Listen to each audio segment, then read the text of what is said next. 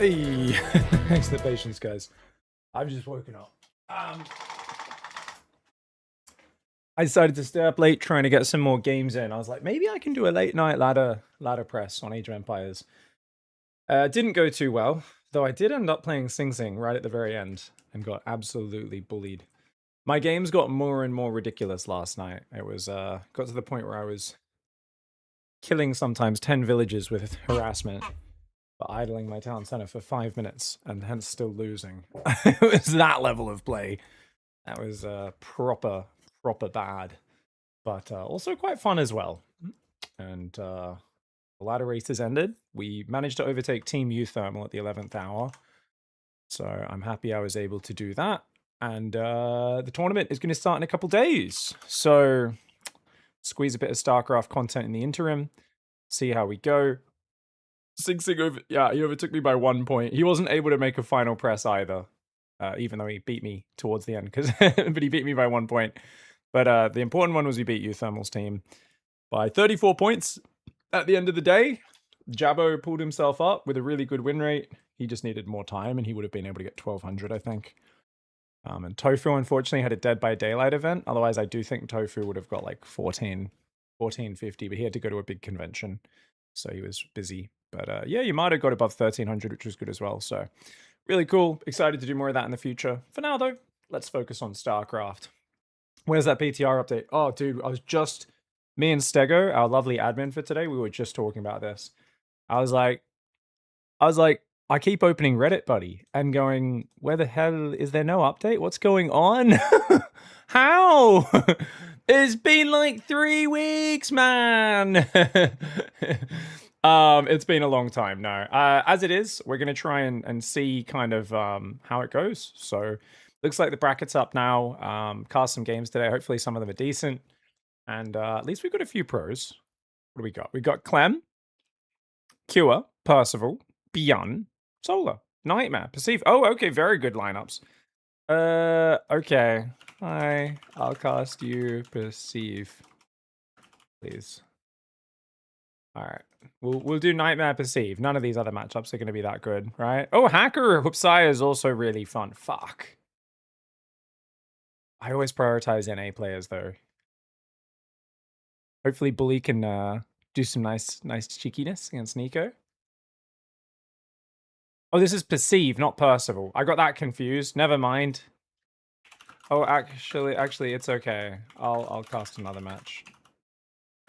I thought you were playing Percival. I got confused.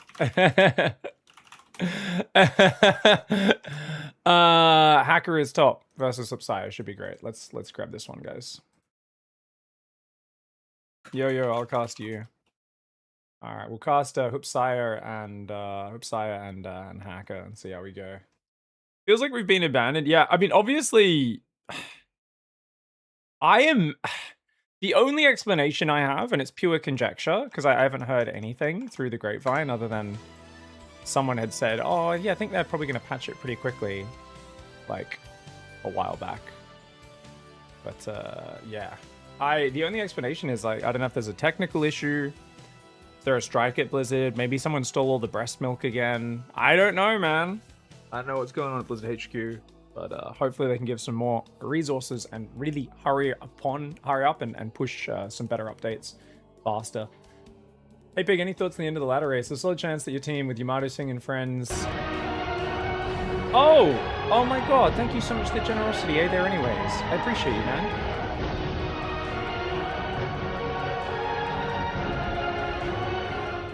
Hey, thank you. Your mom! Thanks for the love, dude. I appreciate the support. What's up? What's up, my man? Thank you. Your mom. If someone took each one of your cells out of your body and put each one in a bottle, do you know you would die? Yeah, wow! I didn't know that, Reaper Rush, but thank you.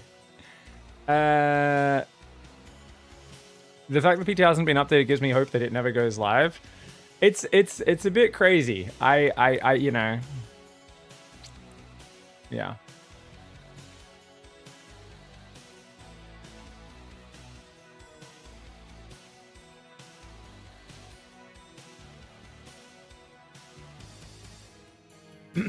Caesar says, Pig, any thoughts on the end of the ladder race? There's a solid chance that your team with Yamato, Singh, and friends could have put you above Singh's team. Oh, you mean Grubby's team? Yeah, I like I said, I was just telling chat that I did like a midnight push, and I just threw a bunch of rating away. I even lost to Singh. I ran into Singh on ladder. I do not play well in the evenings past like past a certain time. I'm definitely like a morning, middle of the day gamer. So yeah, I realized basically every night when I was grinding games, it would just be better if I just slept earlier and got up early and grinded games in the morning in good condition. But yeah, we weren't too far. If we could have overtaken Grubby, Team Lance was a bit too far away because Spiffing Brit was just so much higher than everyone's other players were down around the 1,000 mark. That 200 boost there was crazy. I don't think Pestily ever overtook his starting rating. Loco actually did really good as well. Loco actually developed quite well, which is really well done. Yeah. Sorry, just waiting for Psy right now, I think.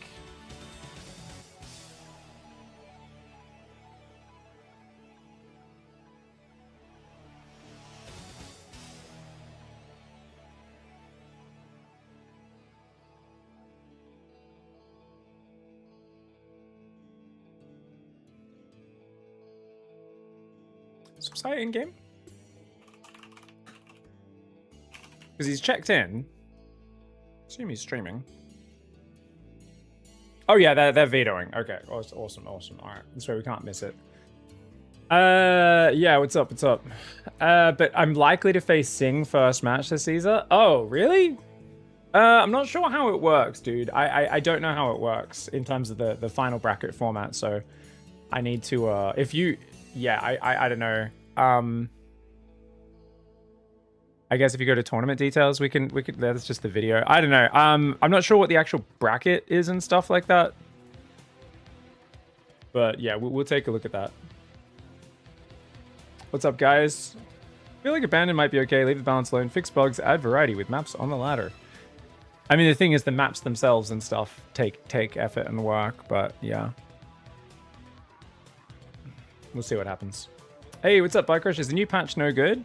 I only watch it. This the new patch. It's basically they put out a new patch. There's obviously big bugs and things, and then it's been 3 weeks and they haven't fixed it. So that's what everyone's really pissed at the moment. Yeah, I don't think we have like too much info other than there's a single elim bracket. Third place team players choose opponent they face from the fourth place team. Losers are eliminated. Winners join the playoffs. So I'm not really sure exactly, yeah, how this all works, but we got to figure it all out. Basically, they just haven't fixed the very basic bugs as well as crazy choices they made within, and it's been like 3 weeks by Crush, so it's just frustrating right now. There's no communication from Blizzard at all. But we're gonna play a tournament. We're gonna try and have as much fun as we can, and hopefully the Protoss players can adapt and find ways to succeed, even with the warp gate stuff screwing around with them. Pig, been away from Secretary for a year. Anywhere I can watch a recap or something similar on it? Oh, recap on the patch? Yeah, sure. What's up, dude? Sorry. Killer B already linked it up. Thank you, Killer B. I appreciate you. The whole patch needs to be scrapped, and they need to rethink what they are doing, says Base Habit. At least you can have a bunch of people doing maps. Only one poor intern to figure out the patch thing, says Arjun. I mean, it's sad that, yeah, the classic games department is so drastically underfunded that we get so little resources in StarCraft from them. I'm surprised they chose to tackle two complex problems at the same time, Warpgate and the economy, says Jules. I don't mind tackling a few multiple problems at once, but you need to iterate quickly, and they have not done that. So that's what makes me go, ooh, okay, yeah, no, let's not. I'm like, if you can iterate quickly, I think it's okay to do two things at once, but it, so experimental and so out there is the some of those changes. These guys already start without me? Wow. All right, guys. I'm literally waiting for you guys to veto for 10 fucking minutes. There we go. Okay. He had messages on. 10 minutes. Oh, thank you. Out of stream open. I was like, wait, what? Thank you.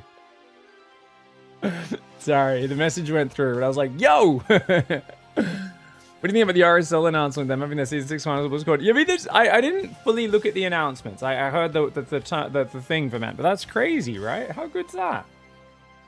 But I mean, as always, it feels like Blizzard is such a corporation. Thanks, guys. Appreciate that. It's such an Unco corporation, and it's very slow to get things done. So there's definitely like a lot of people who want to get things done.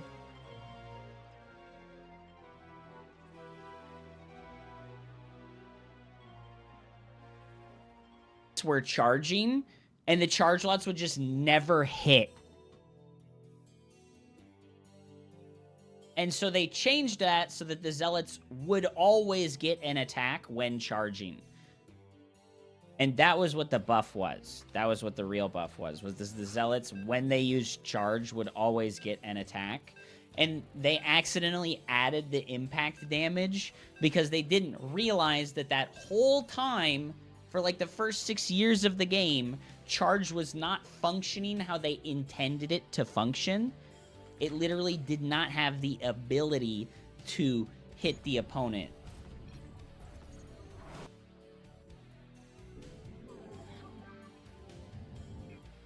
They also, yeah, and they got the passive movement speed buff is really big as well. Anyways, let's get after it, shall we?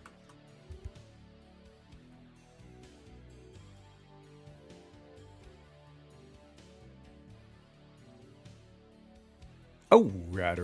What's going on, everybody? And welcome back. I've slept in.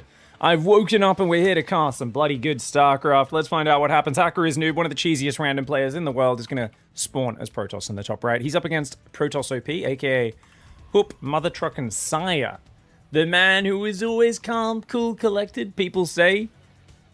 What they really admire about Hoop and want to emulate is how to be such a calm, cold... They call him Federer-esque, you know? The Roger Federer of StarCraft. All cool, coolness, calm. The Iceman, some people have started calling him. Because they're just, you know, so many players would crack under the pressure, but never the clinician. Hands as cool and calm as a brain surgeon. To be fair, Hacker is infuriating to play against as well. He's a cheesy bastard. He's actually like, you can see Clan Potato, name is Hacker is Noob, up against Big PP Protoss OP Hoopsire down here in the bottom left side of the map. I do wonder what goes on. Second gateway looks like it's going to start for for Hacker, but not for Hoop. Now, I always describe Hoop as a player who wants to react to everything he sees in StarCraft, which does make his games very interesting. But it also makes... I don't know if Hoop ever really makes the game particularly easy for himself.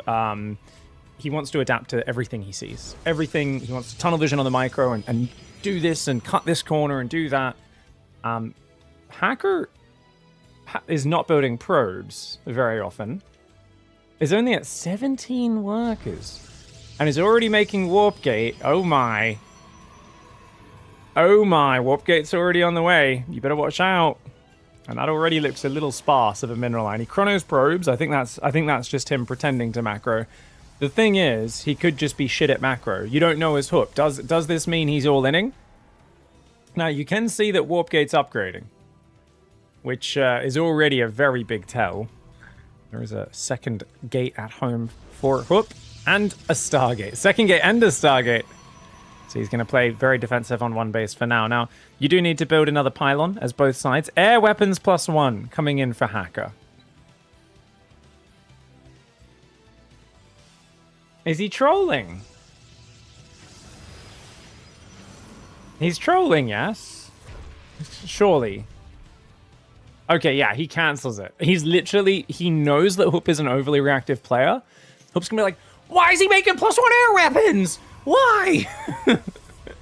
And then he just goes rover. It's funny because that doesn't even like fake Warp Gate or anything, since Warp Gate's not on Cybercore anymore. This is hilarious. And Hook's just gonna be, why? What's he doing? Why is he making air weapons? Maybe was hoping to get him to make Phoenix or something. I don't know. It's gonna be an Oracle for Hook. Hook's gonna build an expansion as well. Robo's on the way. 2-gate Robo. I mean, this is just a fake expand 2-gate Robo all in. Right? I think Hacker's going to make a Warp Prism. Or maybe a Warp Prism and an Immortal, and then just go. I mean, he could be macroing. It's just very sloppy if it's a macro build. Like, in terms of he's very slow to build up. Nice Stalker pressure to start here. Oracle will hit the main. He's going to split his units, which is the correct move. Probes being thought about being pulled in here. A few more sentries will pop out. Good split on the units for Hacker. Oh, it does lose a pylon, which is quite costly. And the Stalker and the sentry in the main. Oh, gonna go for the stasis. Okay. Not my favorite choice there, but I think he just queued it up ahead of time, maybe. So why not? Probably was expecting a shield battery to be ready. Okay, 4 Stalkers on the front gonna come in. They're gonna get a sentry. Ooh-wee. Gonna take out 2 sentries, but we've lost a couple Stalkers, and more will be going down where that came from as well. But more Stalkers rallying in. Hope's gonna keep on attacking the front. Remember, no Warp Gate available, but these units build so quickly, guys. They build as quickly as Marines. So these Stalkers will come out pretty quickly, as will the Immortals. Probes need to run away. Hacker needs to get back to his ramp. There's an Oracle here. Oh, Oracle will go down if these Stalkers all just target it, though. Nice force field. Does keep these Stalkers away for a moment. And with the Immortal coming out, you can reclaim the low ground, but this, of course, gives Hope a chance to go Nexus, Twilight Castle, and more probes behind it. No pylon for Hook, though. There we go. Finally does go for that pylon. More Stalkers warping in the low ground. Gotta be careful, this stasis trap. The Immortal is almost there. Then you just send a sentry or a Stalker to take the stasis on the chin.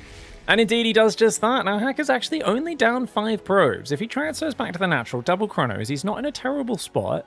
It's just the earlier Twilight and the amount of map control, not to mention the utility of the Oracle left over, could add some really, really good damage.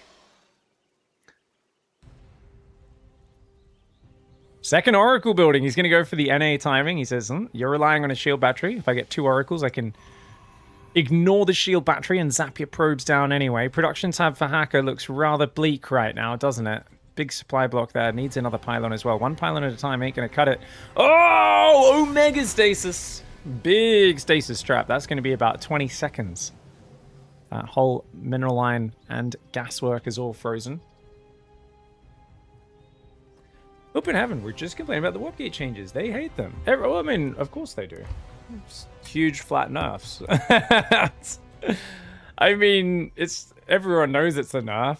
The moment I read the changes, I was like, well, that's a big nerf. Not much compensation for it. That's fine. You know. Oh, Stasis Trap gets 2 of them.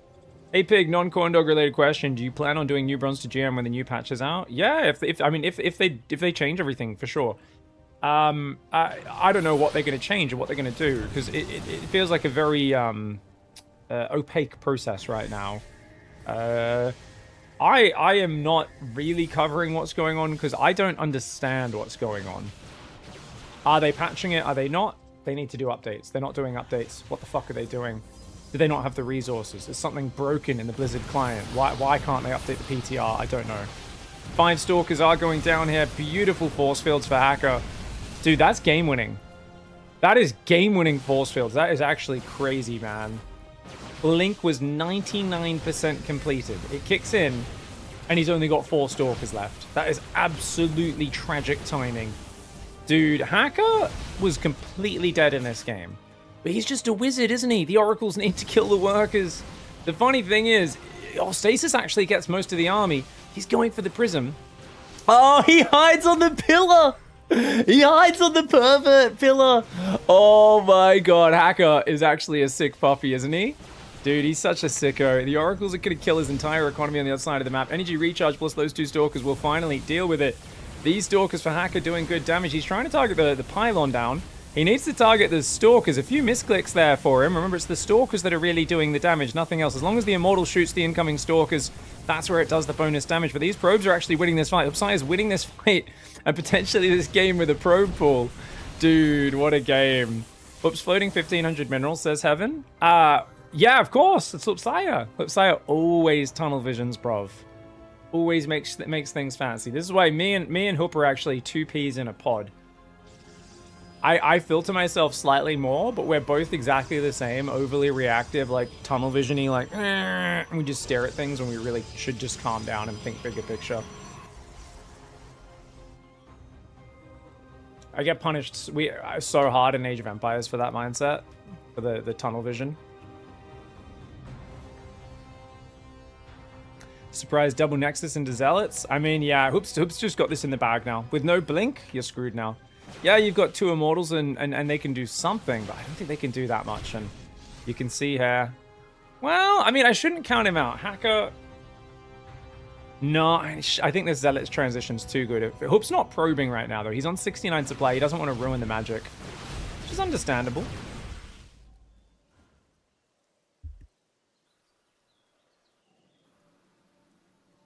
Hoop's actually not using warp-ins either. I don't know why. I thought Hoop would be stubbornly just keep making warp gates, even though obviously it doesn't make sense to. Alright, let's go. What do we got in the main, guys? Oracle. Oracle's gonna YOLO into the main! Taste my stasis, baby. Taste my stasis. It's salty, isn't it? Yeah, you know it's salty. Because it's my stasis. Sorry, guys, don't know why, but that Oracle is a fucking weirdo. I just can... Sometimes I just sense it. I sense certain units of creeps. This Oracle is like, oh, you want another one? Who's your daddy? You know, you're just like, this is fucking weird, man. Fucking pervy-ass Oracle right there. I thought I was weird with the corn dog talk, says Ray Teller. Oh, Hook blinks forward, gets the prism. Hacker is top, more like Hacker is not. As the Stalkers blink in, get the prism. And that's going to be a GG there, coming out from Hacker. Sorry, I didn't finish reading your message before. I forgot. What was it, Ray Teller? You're like, oh, what your non-corn dog related talk? Do you plan on doing... Oh, no, I did answer that question. I did. Isn't that Cleveland from Family Guy? I don't know if he talks quite like that. Stasis Ward won the game? It actually did. It actually did. Dude, that's a good emote, Heaven. That's a very good emote. Is it legal? Is it legal? Not, I don't know why. I felt, I was about to go into, I was gonna make a bully joke. I'm not gonna be a bully today, guys. I'm not gonna be a bully. I was gonna say something rude about someone else. Well, someone else's mum, to be specific. But if I'm gonna make comments like that, it's like, is it legal to have an emote of your mum? Yeah, that's fine, because I'm saying it to you. But if they're not active, they're not in the chat. I don't like talking shit behind people's backs. Gotta do it to people's faces. Yo, yo. You boys gonna invite me, yes? Alright, I got it. I got you. I got you. You know you guys can post the lobby links. There's the lobby links. Do. Packer game 2. Someone shared this emote on Oko stream earlier. It's pretty special, says chat. Oh no, I know what special means.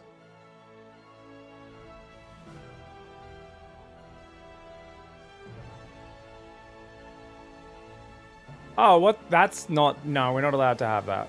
Yeah, we can't have that show here. That's just a dick, dude. That's just a...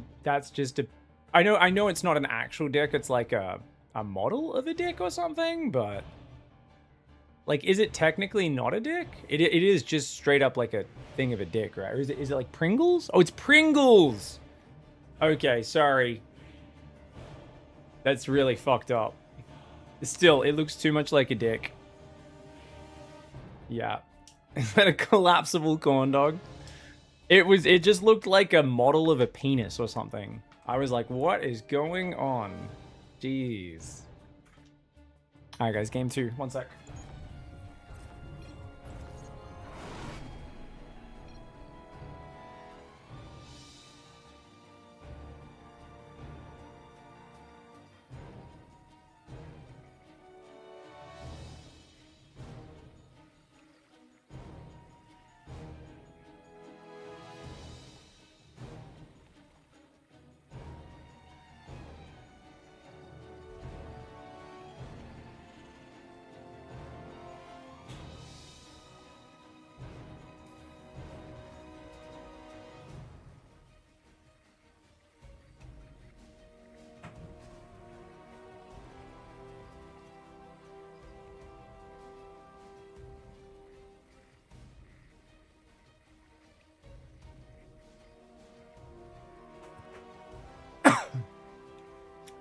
Pringles is a long and checkered pass with dicks. Well, it's not that bad. I mean, realistically, if you do the dick in a box with Pringles, it's probably the safest version of dick in a box. Because, like, you can't really...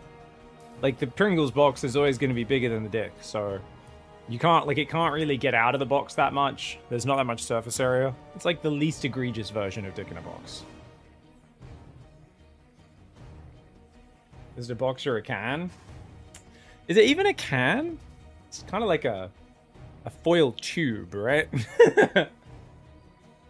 It's like, I don't know, like, what is a Pringles thing mostly made of? It's like plastic and cardboard, right? It's just like the plastic cap on a cardboard box with like the laminated thing printed on it, yeah. You might be underestimating some of us. To be fair, the worst thing is when, like, I think we used to get our Pringles from America, and they were, you know, proper big size Pringles, but now we get the Asian Pringles in Australia, and they're much smaller. And you can't fit your hand in the box, which sucks. Oh! Alright, guys. We've got Hacker in the top right side of the map. Hopsire in the bottom left. It's not just a proxy barracks, it's a proxy ghost. And of course, Hopsire is too busy going, Orbital Supply Hack, you won't believe! For those who don't know, if you click Orbital, you get +2 supply immediately. It doesn't matter. Hack is not even building SCVs, so it changes almost nothing. I think he's going to go for Ghost Hellion push. Now, very paranoid, staying on one base with double gas here is Hopsire. For those who don't know, ghosts are good. I actually don't think ghost cheeses are powerful. Like, maybe a 2-base push, but 1-base ghost is a super gimmick, but if you don't respect it, I tell you, man, those ghosts do good damage. Add EMP to it, they're very impressive. Hoop's going to go for the back base with just 5 minerals and 1 gas. Very conservative. He wants to play super safe here, and I think that makes sense. Question is, what tech does he go? The ghost only has 100 hit points. It is light. Adepts actually do bonus damage to it, so Adepts are not bad against it. So he's got a Reaper, a Ghost. Oh, he let the Probe survive, and he didn't wall off either. Oh, no. Oh, Hacker, you gotta go kill that Probe, buddy. I think he thought the Probe left his base. It's just hanging in there. Oh, my God. Yeah, I agree. I watched Lyric. Yeah, your mom was telling me the same thing last night. Oh, yeah. So the Ghost has 7 range now, guys, and it does 20 damage to everything, not just light units. So it's a bit better in that regard, but it's lost 25 hit points. It does cost 3 supply. It's a tank coming. I don't think this can work, surely. Makes that Observer, gets vision of what's coming, starts making Immortals. He's going to go Colossus even. Wow, Colossus are very good against Ghosts. Keep in mind, guys, Hoop has not seen the proxy. He doesn't know what's happening. But I think he can assume, as a player who basically was like, Ghosts are overpowered! Proxy Ghost is bullshit.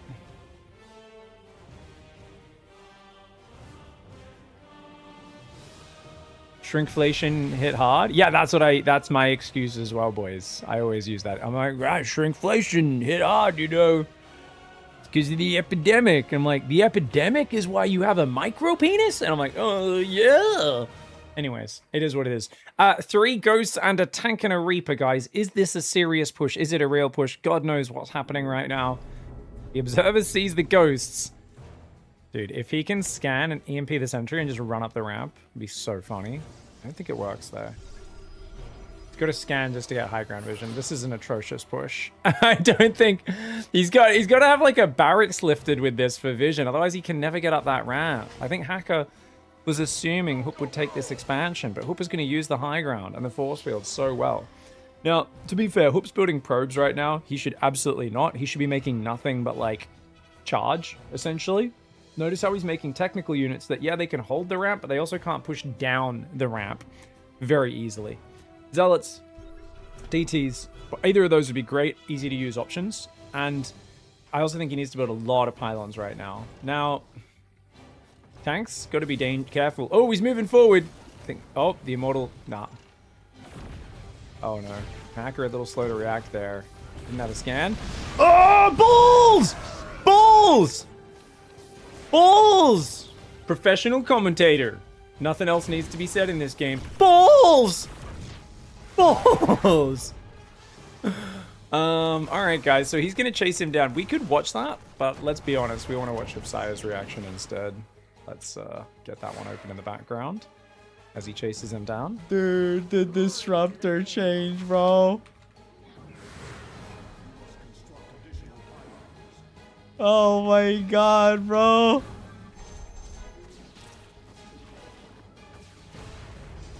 We will go back and check it out. Disruptor's actually... Oh, okay. I think he just hit climax, boys. Adept Stalker getting in there. He's going to jump on top of the tank. We've still got Hipsia's sound coming through. Get up there. Get up there. He's gonna. Oh, the building blocked his ball. Oh my God. That SAV was a proper cock blocker right there. Proper cock blocker. Drilly Boy is gonna try and fight, but he picks up the ball. He remembered to wear his box, and that's gonna be GG.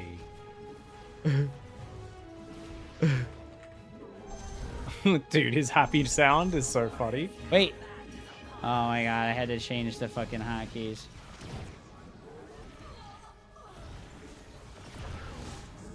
Wait, why oh, I picked it up on accident! Yeah, you picked it up. I was like, why didn't you let the ball fire, dude? Oh, now the ghost kill his ball as well. he's trying to kill the ghost now. He gets one of them. Even the prism gets shot down pretty quickly. You gotta be careful, mate. The immortal's gonna kill. Ah, he picks it up and loses that as well. Dude, the 7-range ghosts are so broken, dude. It's unbelievable. Who fucking made that? Who was like, yeah, 7-range ghost? That sounds good enough to me, bro. Put it in the game, man. Who fucking did that, man? The only person who the fuck did that, man? Who can balance mine this much while absolutely destroying a game? And they do twice as much damage versus not just some things, but literally everything. They do twice as much versus everything, bro. It's unbelievable. All right, guys, we're gonna find dude. We're doing it. We're gonna find the initial response to that disruptor shot, though. And then we'll go back to the live cast, guys, because he's got this in the bag. It's just gonna be one last desperate effort for I think we go Hackers immortal. So we want to go forward like a minute and a half, maybe.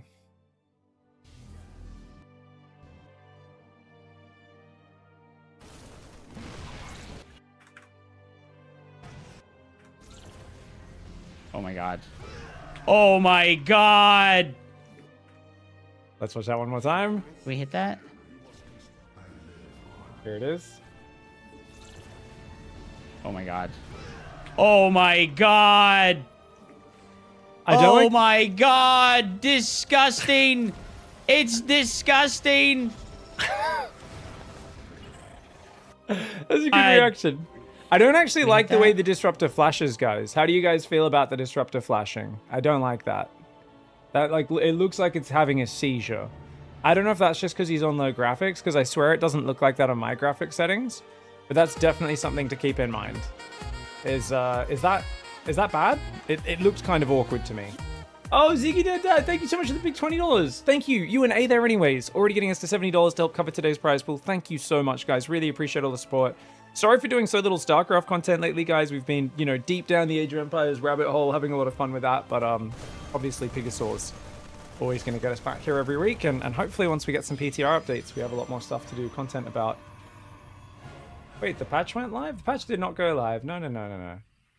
No, but that's just our previous coverage of this patch from the moment it went up. And there's not too many newer videos because they haven't updated anything. Jesticles. All good.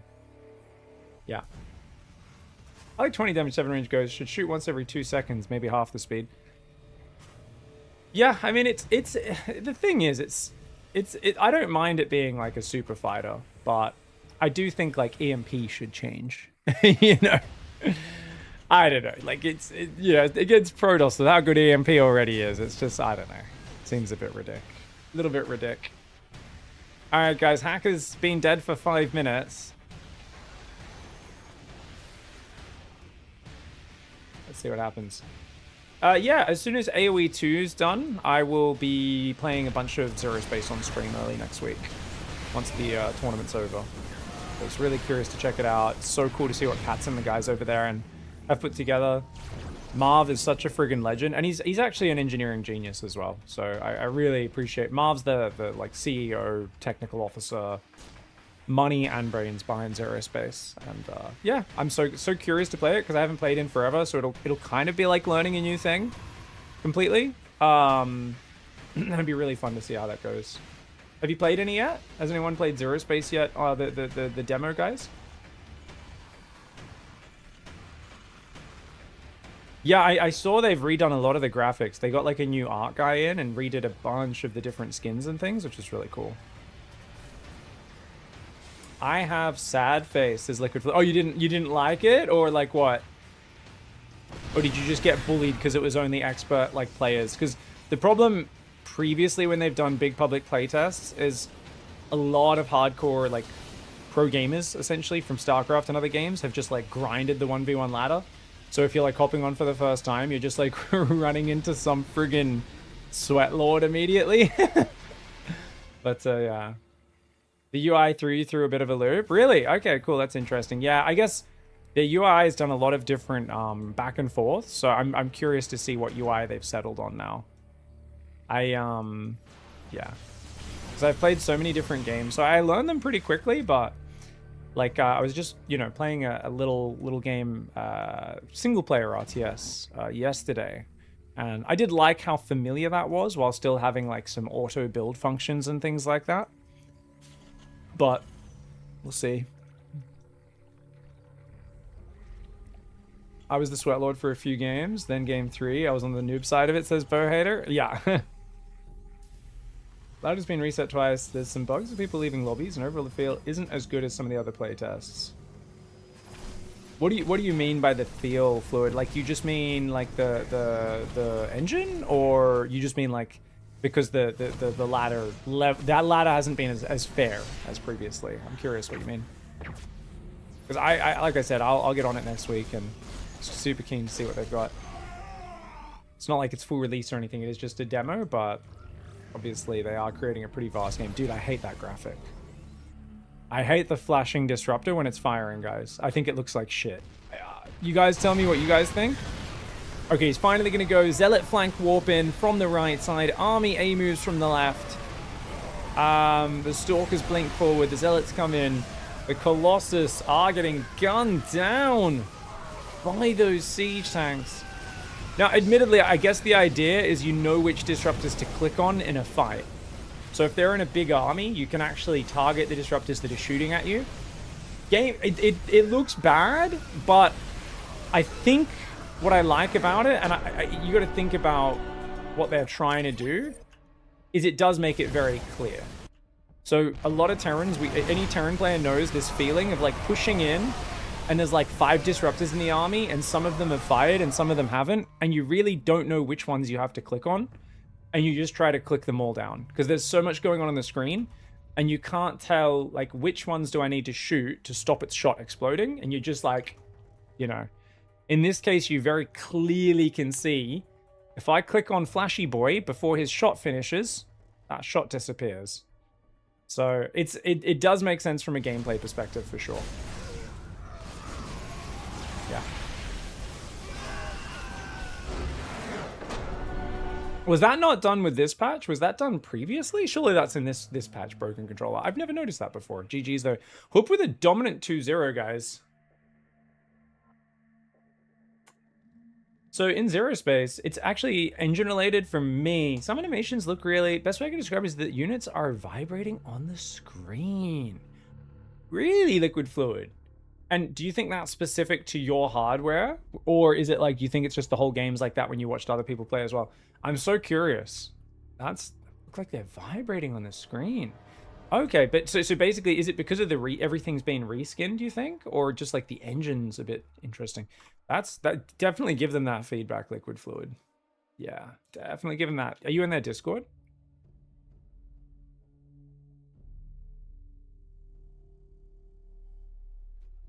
Because I think they're pretty active in there. Let me check. Do we have a Discord link for Zero Space there? I think that link still works. I hope. Hopefully that's not expired, but yeah, you can get in there. Okay, guys, let's get after it. So that was a pretty good one. Percival and Cure are fighting. Beyond's already beaten Striker and Nico. Solar's playing Nightmare. Oh, Solar's playing Nightmare. They're 1 minute into game. Shit, I missed it. Oh, I should have left that earlier. I might have barely made it. Dude, this is a speedrun tournament today. Is anyone else casting today, guys, or is it just us?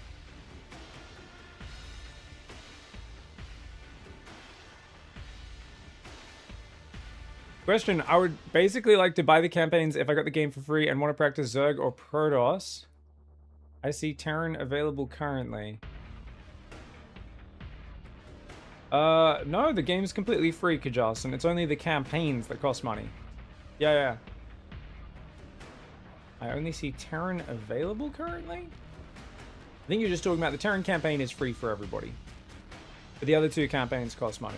But if you don't want to, if you just want to play multiplayer, it's free. It's just whenever you're making your account, you have to play. I think you have to win one game a day for 10 days before you're able to play ladder. With the here, PiGosaur. I was curious if you had a chance to queue up some games Zero Space. No, I'm just laughing, Schmitty. We've just been talking about Zero Space. No, I haven't yet. Yeah, we were just talking with Liquid Fluid and a few other people in chat about it because I was asking them if they've played. Yeah, no, I would. Justin says, where would I practice Zerg though? Custom. I don't know what menu you're looking at. What are you trying to play ladder, or you can play? So for the 1 win a day, you can select any of these. So you can do versus AI. Or you can play unranked, can't you? I think you can play unranked as well, right? I think you can play unranked. I'm not sure. Maybe you can, maybe you can't. I want to build up to ladder. I just got to C2, never played it before. Yeah, I mean, AI will not, you can just pick, or you can just go custom games. But I think it has to be AI to unlock the ladder. You can do 1 win per day per race and actually get onto ladder in 4 days, says Mongol Mingle. Oh, I didn't know that. So yeah, you could do 1 AI win with each and then you get onto ladder. Remember, it's always good to get on ladder relatively sooner rather than later, Kajasin. If you're actually new, you'll lose your first 5-10 games anyway, maybe more than 10 games. So it's kind of good to lose your games while just learning the basics, expecting to lose, embracing it, leaning into it, so you have like a bit of an easier starting point, you know what I mean? Did Bully manage to get in game? Did you miss game 1 Solar Nightmare 2? Are you not familiar with the term of mental Olympics? Did I miss Yeah, because they didn't post it, Pig. Like I even asked specifically like in whispers and they just didn't post it. They just started. Ugh.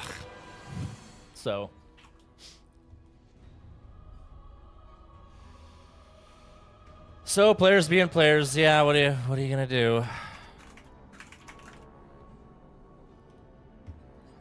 So we're waiting for Clem Hupsaya to start. And I guess get into that, just so I don't have to sit here for another. This is basic fucking etiquette, minutes. And I've been talking about this for ages, guys. If you're playing a tournament, you host your game, you post the lobby link in the channel. No one's joined it in 30 seconds. You start the game. It's not hard. You do this every time. Like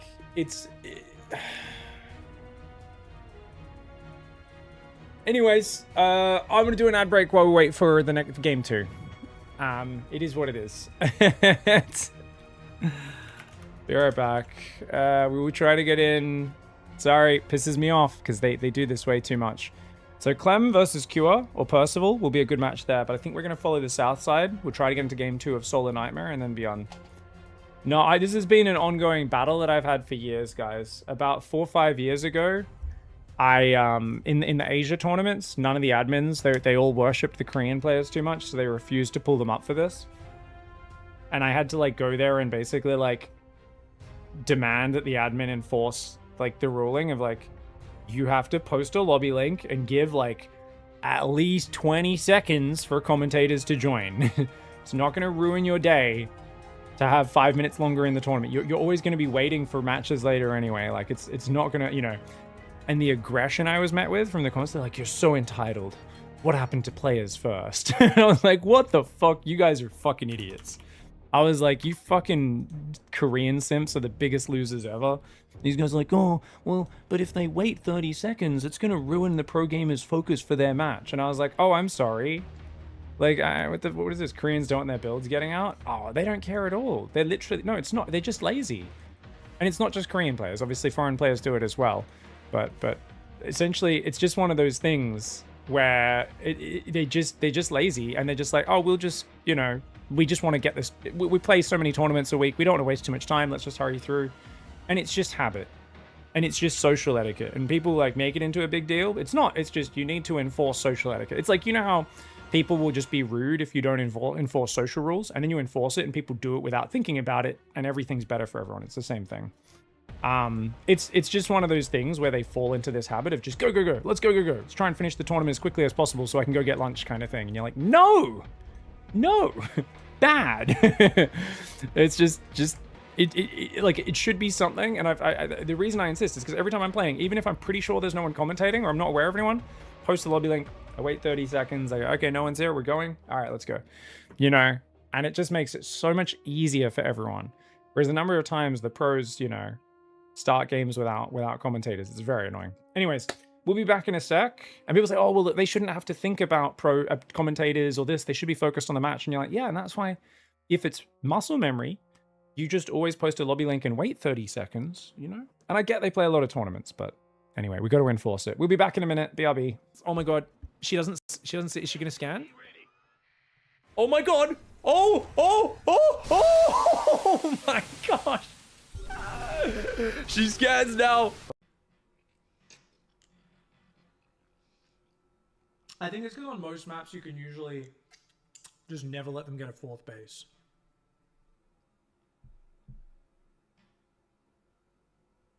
Dot's turning knobs. She's playing with my titties. What are you doing? Oi!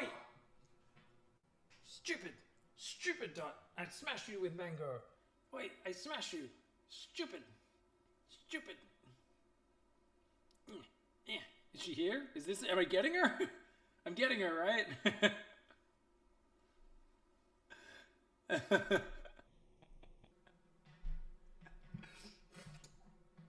Oh God, with that infestor, he's got to be so careful, mate. Don't follow the army, Rainer! Oh, he does pop up. Fungal parasitic bomb! Oh, that's big! The medevacs are getting blasted, but the bio pulls behind the mineral line pretty effectively. Is it enough to keep it all alive? 2 medevacs save a few of the ghosts. A bunch of SCVs and bio do go down. Liberators coming in to try to save the day. The Hydras do take out one of those Liberators, but I think they should pull back now, as I think this push is probably over. Oh, he's continuing. Rainer's horny right now. He wants to get in there. He wants to rip this Terran apart. I think maybe chasing a bit further than he needed to, though. A lot more Hydras did go down there. That cost him a lot of money. So this guy's like, why do bugs always benefit Zerg? And he's forgotten about this. So what you could do is you could make a command center and load up to 5 bunkers inside. So this guy made 5 bunkers on one base, loaded them with Marines, loaded them in his command center, and is now sending a goddamn 25 Marine loaded command center to float across the map. Look at its damage output. It's got 25 Marines inside it.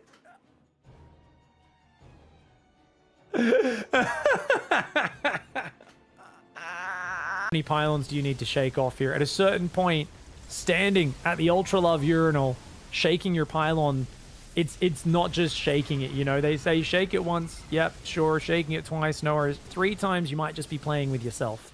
I think that's how the old lyrics went, and I think that's what Max is doing right now. Rainer is trying to shame him into leaving this game with this beautiful Lurker Hydra Corruptor just picking away at him.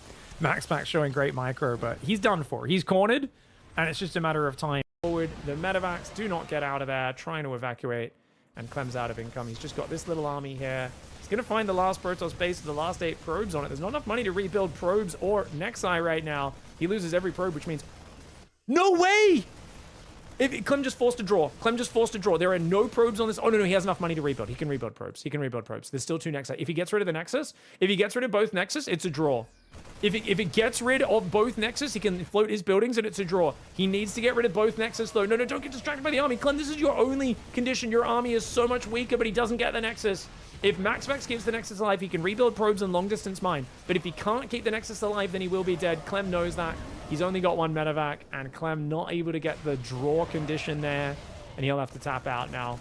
Guys, oi guys, don't forget to subscribe so I can afford a couple Fosters. I'm getting thirsty, and you know I can't live every day without a Foster's in my hand. Also, don't know if you guys have heard, grocery costs have gone up, and every day I got to toss a shrimp on the barbie. It just costs me too much. So I can't afford me Fosters and me shrimp on the barbie unless you guys donate me some dollary dues. Yes, please, hit me some of those donations. Did you guys know I'm sending $200 to the winner of this tournament no matter what? That's right. And I'm going to lose money like I do most weeks, especially because I haven't been able to commentate these ones live in 2 out of the last 4 ones in the last month. So if you guys want to help minimize my losses and toss a few shrimps on me barbie, don't forget to use that ! tip button in the Twitch chat, and it's in the linked comment on YouTube. Help support the tournament so I can keep on running these.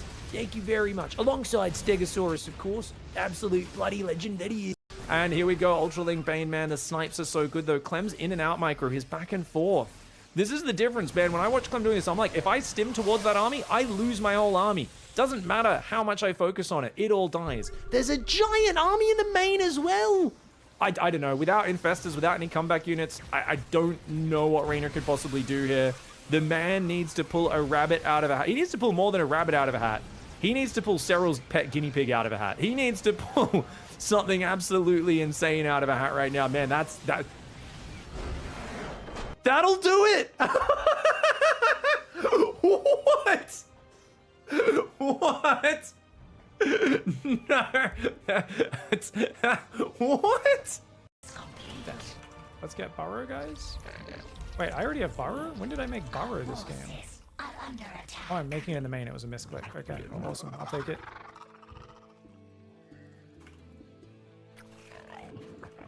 Oh, GG! Oh! Oh! I'm sorry for making orgasm noises, guys. I'm sorry, but that was... If that wasn't worthy, then what was? Then what was? Oh, damn. Thank you so much, Captain Undead, for the $5 as well. Holy crap. Oh, my God. Okay. That was beautiful, mate. Get up the ramp, guys. Get up the ramp. Get up there. Get up there, fat boys. Oh, my gosh. We're going to file down these workers as well. Oh. That's what my Terran brethren told me. When I play Protoss, I'm only allowed to bring 2 IQ with me. So he has to like kind of rub them together. It's a little bit like trying to create fire without having a spark. You know, you've got to use a lot of friction, and that's essentially Sal off racing as Protoss. It's, you know, he's basically just there with 2 sticks in the woods for like friggin' 3 hours, rubbing them together, trying to get some sort of flame to catch. We can get him again. We can optimize. All right, guys, what's up? Sorry for the wait. We are going to be watching a little bit of Clem versus Hupsaya here. So it looks like Clem coming across with a bit of a pressure right now. Are there Marauders in there? 4 Marauders. Oh my God. Well, there's a shield battery. He's fine. He's fine. Oops, totally safe here. We're just watching on Bully's stream. Sorry, guys, we missed the next Solar Nightmare match as well. So we'll have to just wait for Solar Beyond. I'll just send Beyond a message to actually make sure that he waits for us. I'll cast your next match. Please hold it for me. Yeah.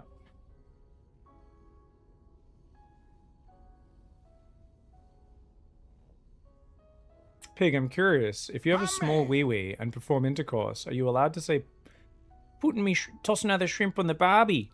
I mean, you can. I will not verify that the consequences will be of a positive nature. Let's put it that way. Muso, thank you for the 37-month resub. Appreciate it, dude. I'm pretty sure that's illegal in most bedrooms. You may get evicted. Yeah, even if you share said bedroom with a significant other, you very likely to get evicted from that. Those are weird archers. What's up, T Miller? Yeah, we've got a StarCraft tournament today. We'll have some proper good commentary coming up, probably in about 5 to 10 minutes.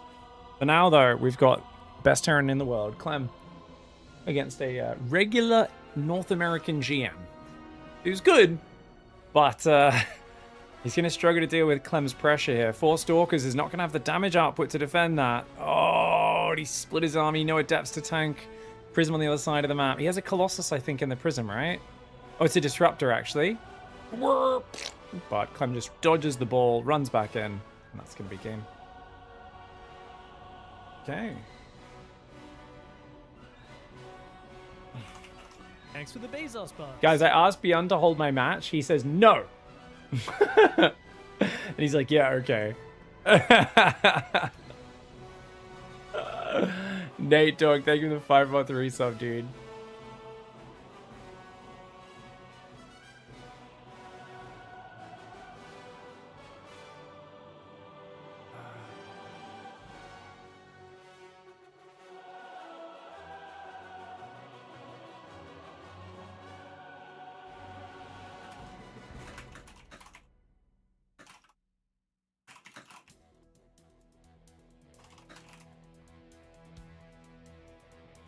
All right. Do we open to this match, guys? Or do we wait? I think we wait. Because if I miss the Solar Nightmare Game 3/Beyond match, it's just going to be a killer. Clem Hook score? Question mark? Must be odd to be in GM knowing you're a relatively better player than most, and then to be manhandled? Yeah. Well, I mean, think about it. Imagine if you're like rank 500 tennis player in the world, you know? It's, there are levels to these things, man. And the closer you get to the top, the more aware you are of how big the gap is remaining. Can we get rid of the AoE 2 upper right overlay? Oh, yeah. Yeah, I mean, the tournament's not done yet. Finishing Halo was 1698. So we only gained 150 rating, but to be fair, I was not really 1550. I dropped down to almost 1400. So I kind of feel like the actual gain was about 300 over the course of the 2 weeks, which is good. I think I could have pushed it a bit further, a lot further, if I just stuck with one build and one civ, obviously, but it's kind of been cool to learn so many different things.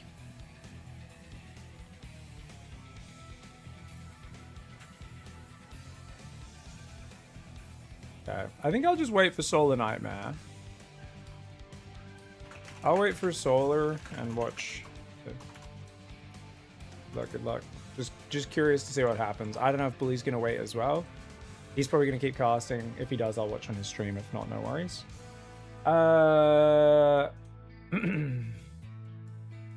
Could wait for Clem to get old and slow down. Yeah. Big difference between top 5%, top 1%. Well, yeah, and I mean, yeah, Clem to a regular GM is kind of like what, top 2% to top 0.01%, right? So it's a huge diff.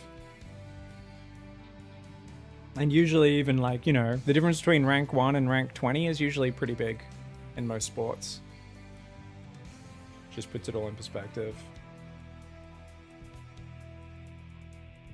First, he tells Beyond to hold the match, and then he goes and casts Solar. Beyond's waiting for the winner of Solar. Thank you very much, chat. Thank you very much. Is Age of Empires later? Yeah, we'll be doing some Fortress later. I don't know how much we'll do on stream versus off stream today. What have we got here? I think what we'll do.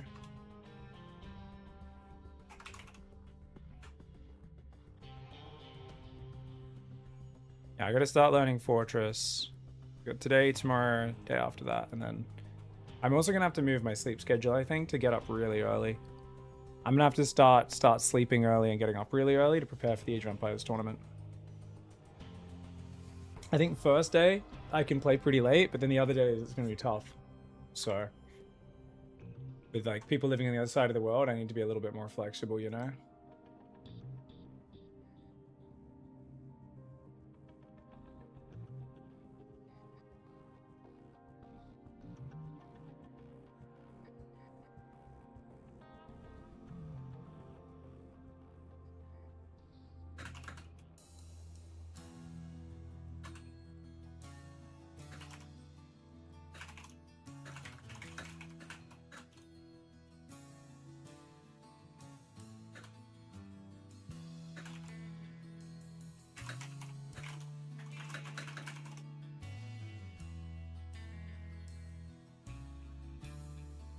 Do you play the matches whenever you and your opponent have time, and then you cast the replays? No. They'd want to do it all live. Yeah. Yeah, observer. There's an observer mode built into Age of Empires 2. You can watch people playing live with like a few minutes, 10 minutes, 5-minute delay. So often whenever you watch pro games in Age of Empires, what you'll do, sorry guys, we're just waiting for this next map. Let's see if we can watch some Clem Hook while we wait. So what they'll often do is you'll see them fast forwarding at the start of the game. Because by the time you get in there, the game's been going for a few minutes, and then you fast forward in the spectator thing to try and get closer to live. So you'll see them kind of fast forwarding at the start of the game to like catch up to the live. So often you pretty much always miss the very beginning of the game. So it's good. It's a very slow 3-worker Dark Age with the way the spectating works in Age of Empires. Yeah, even like Empire Wars and stuff, you're like, oh god, we're already going. Shit's happening. I'm only there for the sheep murder. I did see a really good thread, I think it was on the Age of Empires Reddit, where they were like, my girlfriend really likes this game, but she doesn't want to kill animals. Do you guys have any suggestions on civs and strategies where she can get good without killing animals? Because it was the funniest thing I've ever read. I was dying. He's just like, she doesn't mind fish, and also like there was like a list of animals she doesn't care about killing, but then other ones she's like, oh, but she doesn't want to kill the deer or the sheep. I was just like, this is the funniest shit ever. What's going to be the World Championship tournament this year? I don't know. The scene's a bit chaotic right now, Taroy. So there's no big World Championship for StarCraft announced for this year. But as the scene kind of reforms and figure out what is going on, we've got big tournaments in China we've had. Hopefully there's more of those. We've got Maestros coming up, which is going to be huge in Paris. Home Story Cup's always a big... Oh, the Reaper goes down. Nice catch for Hoop. Only loses one probe. Well done. And a few other ones, yeah. So Bambi is off limits, but Timon can get it? Exactly, yeah. Yeah, so there's a bunch of different, like, decent-sized lands, but... it kind of depends where things go. Like, I don't think... I think there's probably talks going on for people trying to organize some sort of circuit where all the different events feed into the same point system, and then we can kind of say, okay, cool. Like, hey, there's this one, whoever has the funds and the crowdfunding and the organization to throw the biggest event, that can become the World Championship, right? Whoever can throw the biggest LAN, whether it be Home Story Cup or someone else, and then everyone can throw points in, I think would be the best way to do it for a grassroots funded scene now, and we'll see what happens. Tasteless recently announced the RSL finals will be at BlizzCon. Yeah, which is really cool. That's really good. I mean, I don't know how Tasteless always just has the pull to do these things. Like, it kind of makes me wonder, like, what that conversation is like. Like, I get they're doing some stuff there, but like... Is he like in an old... You know when there's those people and they're like, they're carers for old people, but then when they're really senile, they like steal all their money and stuff? Like how did like Tasteless manage to convince this like company that's like entirely uninterested in StarCraft to let him like do a finals of their event? Like, how... It's badass. Like, I love that. Like, but also how? Like, how did... You know, like the Blizzard son comes along and they're like, wait, how did this guy that's like, his job is to clean your diapers and like he's got like legal power of attorney over your estate now? Like, Tasteless, how'd you do this? How'd you pull this off, man? Like, I don't even understand. It's really cool. It's very cool news, man. Oh, Clem getting dicked. There's no point pulling probes away. The stalkers can kill that. Yeah. Sorry, this is one of my big pet peeves, is people overreacting to auto turrets or underreacting.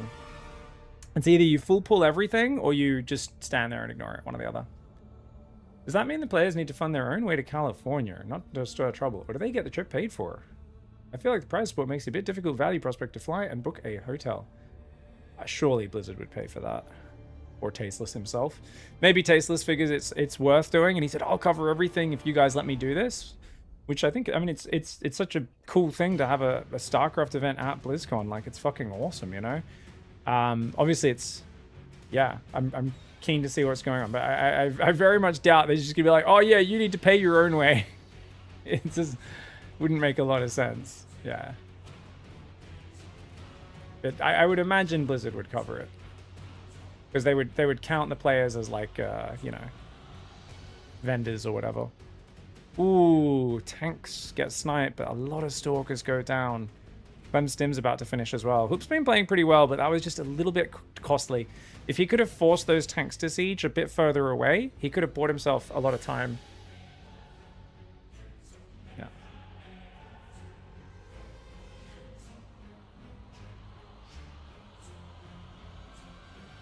Whoa, Bio coming in.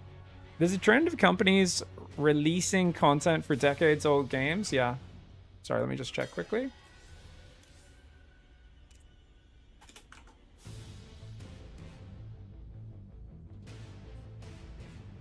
Dude, Hoop's hanging on like a champ. Hoop played really well this game. Hoop did a lot of things really, really well.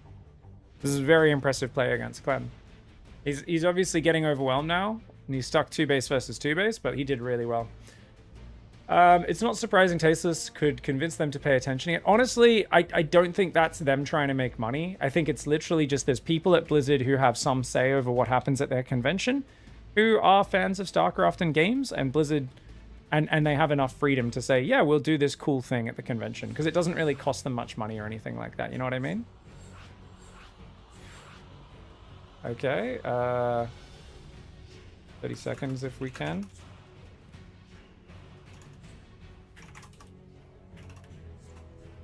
Beyond Solar game 1.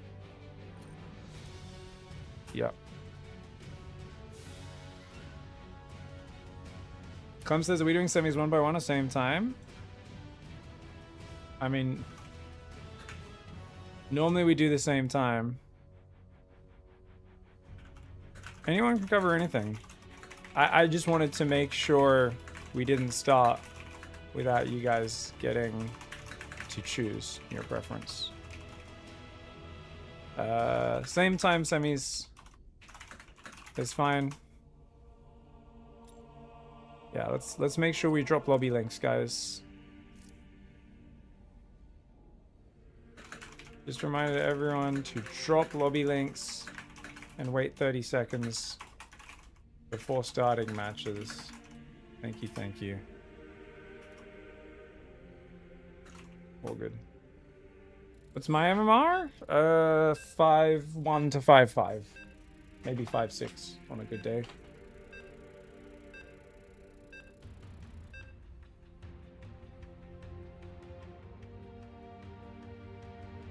Yeah. I know whenever I put an event on, if someone wants to add value and it costs me little to nothing, I'll be happy to have them. Yeah. It's just cool that Tasteless actually found the people who were willing to greenlight him to do that. Because, like, that's friggin' awesome, man. I mean, there's still going to be, like, they have to get PCs set up. They're going to have to get them exhibitor passes and access to the event. Even if Tasteless does all the setup himself. Like, good on him, man. Really good hustle. Obviously, I guess him and Artosis are already hired to go to BlizzCon, so they know someone there who's in charge of their little classic game stage. So yeah, I guess should be good. How's the sound versus music versus everything? Yeah, guys, it's all alright. Yeah, you guys can hear the music. Yeah, all good. I think it should be good. What did Beyond say? Can you guys read Korean? What did he say? Something crazy? Oh, right, guys. Beyond in the top left side of the map, Solar in the bottom right. I don't know what these guys are saying. If you want to see the whole chat log, there it is. People who can read Korean. There you go. Not sure what that says, but we are here in the semi-finals. It's the PiGosaur Weekly on the PTR. Solar and Beyond have gone back and forth. Honestly, their matches have been the highlight of the entire thing. Now, interestingly, Solar's going pool first, which generally most people have considered a pretty weak opening in the PTR because those queens, only 3 lava for 175. Now, I've been pointing out that basically because Solar previously was hatch firsting with no drone scout every game, could have been weak to certain forms of aggression. I wonder if Solar has since then suffered, apparently Clem's Proxy Reaper has been very effective. I know Beyond was saying Proxy Barracks Marine doesn't work, it hits too late, he was thinking. But I'm so curious, because this is a pool first, gets the queen, gets the extractor going.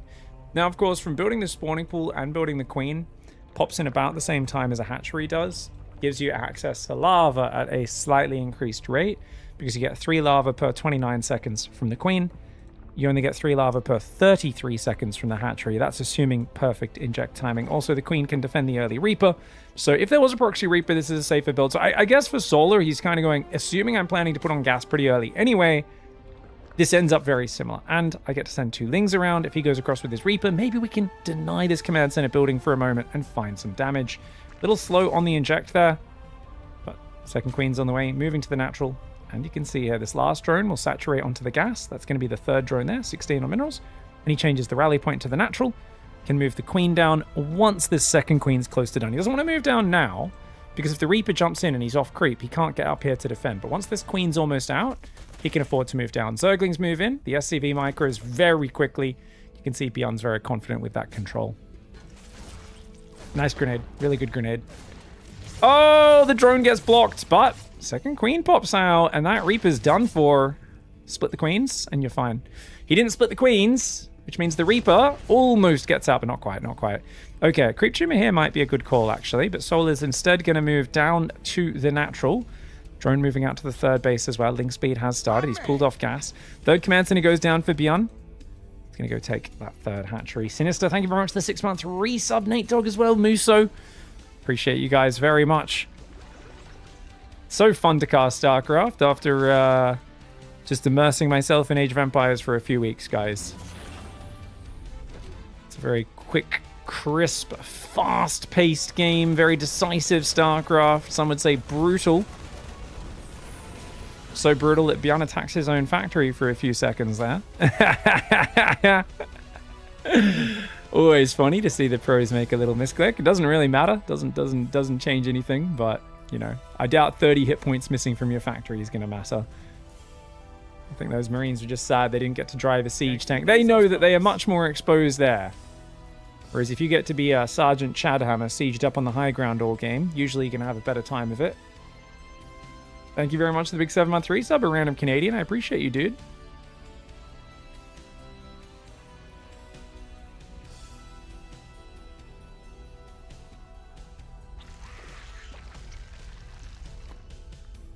You guys watching the World Cup while watching this? Some people? Who's playing? Are there matches on right now? Who's playing?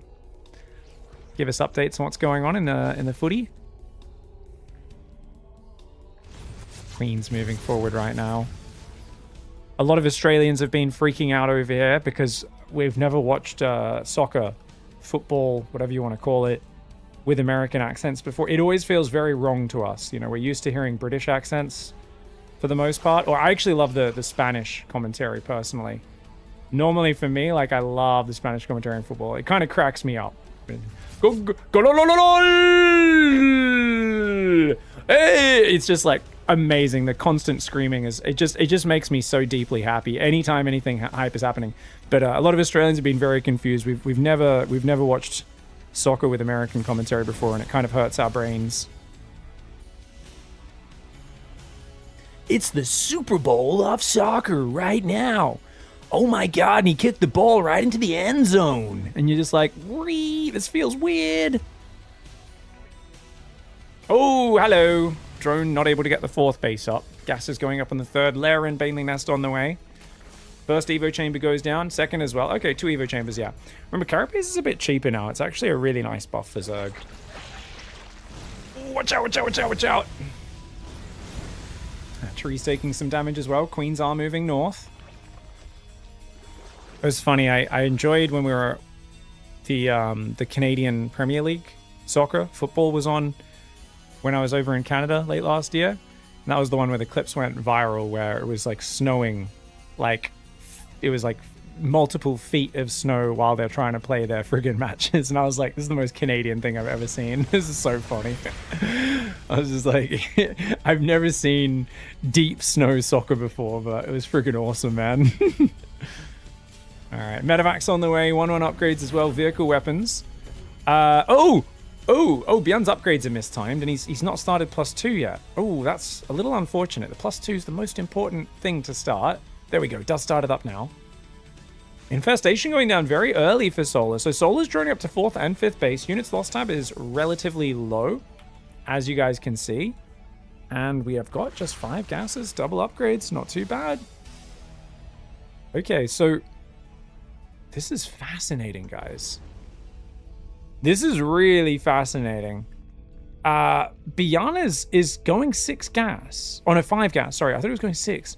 But he's not dropped his second factory just yet. And I'm very curious how hard he's going to push here. He's still building SCVs. I think Beyond's just going to do a pretty balanced play.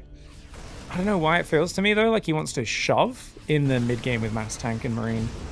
I'm not sure why I'm getting that sense. There's something the subconscious part of my brain's picking up on. I think it's just the late 4th command center second factory and not missing a beat on his Marine tank production right now. Second factory goes down as well. Double drop inside the main. Solar's on 80 workers. Beyond needs to get something done to slow down this growth. Solar is an absolute monster in the late game. Marines started stepping away. Very nicely done. Zergling's trying to surround here. Baneling's coming in at the last second. He saves only 8 of the Marines, but killed a lot of Zerglings. I think that was a pretty damn valuable trade. You can see it in the units lost tab, of course. 500 to 1500, not bad. Of course, for those who don't know, it is much easier to load drops. There is a load hotkey now, where it'll just grab the closest units automatically without you having to do the fancy micro that's normally required. Beyond's pushing with just a single siege tank, guys, so he actually doesn't have that many tanks, and he's building a reactor on the second factory. It's basically a Marine Hellbat poke with a single tank behind it.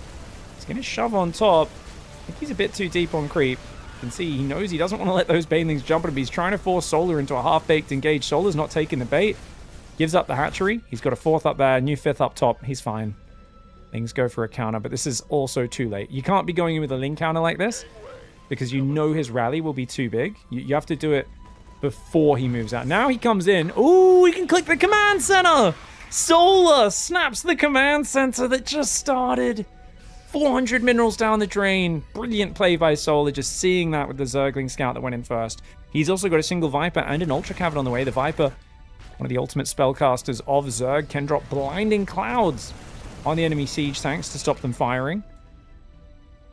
Obviously, you basically get reduced to melee range. Siege tanks, of course, can't fire within a small ring around themselves, and hence they cannot fire at all. It also means Marines hit by Blinding Cloud may end up running forward. Oh, Beyond way too deep here, and he's getting punished. He tries to focus the Banes down, but he's going to lose that whole army. And these guys just had no business being here, guys. He needed to be in, like, a tight corner, which he was trying to reposition to. He needed to be in a position where it was prohibitively difficult for Solar to fight him. Otherwise, he was always going to get jumped on. He does snipe another hatch, so at least he keeps Solar on 4 base. For the units lost tab, it's not what you want from Beyond in this scenario. Beyond's 4th command center is only now finishing. Solar's been mining 4 bases the whole time, and Solar has a brilliant full energy Viper, 4 Ultras, which are going to have 2-2, chitinous plating. In 50 seconds, Solar wants to fight. Just past 11-minute timer. Solar will want a big battle. Beyond is still in kind of mid-game tempo-focused Terran mode. He needs an amazing series of engagements, or he's going to get absolutely just wrecked. He's so far behind in this game, in my mind. I know some people look at the numbers and say, what are you talking about? Upgrades are equal. He's got big numbers. Yeah, it's a pure Marine army. The moment that chitinous plate plus 2 armor for Ultralisk kicks in, I'm telling you, these 4 Ultralisks are going to be a menace. Such a mobile army, so hard to deal with. The Marauder count's starting to grow. He just built 4 Marauders. He's got Concussive on the way, but Beyond doesn't have much yet with that. And you can see here, these Marines, he's got to pick these up. He's got to pick these up. Okay, he does pick up those Marines and saves them. The Marines up there are doing okay, but can he even defend this base? I just don't think he's got anything to kill the Ultras. The Ling Bane's going to swarm over. A lot of Beyond's armies up in the top right corner. These guys are going to pick up and try to boost behind the natural wall. These guys are going to run in. The Marines actually overwhelm 1 Ultralisk there, but he's losing all the SCVs on his 3rd and 4th. Chadhammer on the high ground. She'll get a lot of kills, but of course some friendly fire in there as well. The Marines are going to take out yet another Ultralisk. Transfuse is good though. Very, very good transfuses. Ultras gets a few hits on the Marines. The medevacs go down. The Queens and the rally will be able to clean up the rest. Beyond manages to kill 20 drones. Honestly, that alone is impressive. Most players would have got no counter damage, but Beyond, he was playing that mid-game tempo style, so losing his army down here was tragic. He could not afford to lose that army. If you're building towards essentially a big push with 2-2 upgrades in the sort of late mid-game, You've got to preserve your army to that perfect point and then push at the right time. Instead, he ended up stuck on Mass Marine, and already the Hive Tech was out for Solar. The Ultras, the Viper with the Blinding Cloud, masses of Ling Bane. Solar might not have had a 5th base mining all game, but he doesn't need it. Now it's 12.5 minutes. His natural is about to half mine out here. No, it's not, because we're playing PTR. I keep forgetting. You need a 5th base less than ever, as a Zerg, actually, and as every race. The 5th base is so unimportant with the mineral rate that they mine out in the PTR. I keep forgetting we're casting the PTR here. It's so funny when I'm casting the live version. I keep thinking it's the PTR, and then when I'm casting the PTR, I think it's the live version of the game. It's so annoying. Lingbane Ultra coming in right now, because all the bigger tournaments like Maestros are obviously not going to be played on an unfinished, somewhat buggy public test realm. No, Billy, no, Billy. Well, that's why you don't fight a Widow Mine when you're not sure how long till it recharges. Oh, there's even a tank up here. There's still a tank here from earlier. Now, this is the sort of game where Beyond is totally dead, guys. Corruptors are there, but he's going to cope in the game because that's what Beyond does. Just kidding. Beyond can bring these games back. He's made crazy comebacks against Solar. I think the Corruptors kind of checkmate him, though. There's one thing we've seen in recent years. It's the speed at which Zergs are adding Corruptors to their army.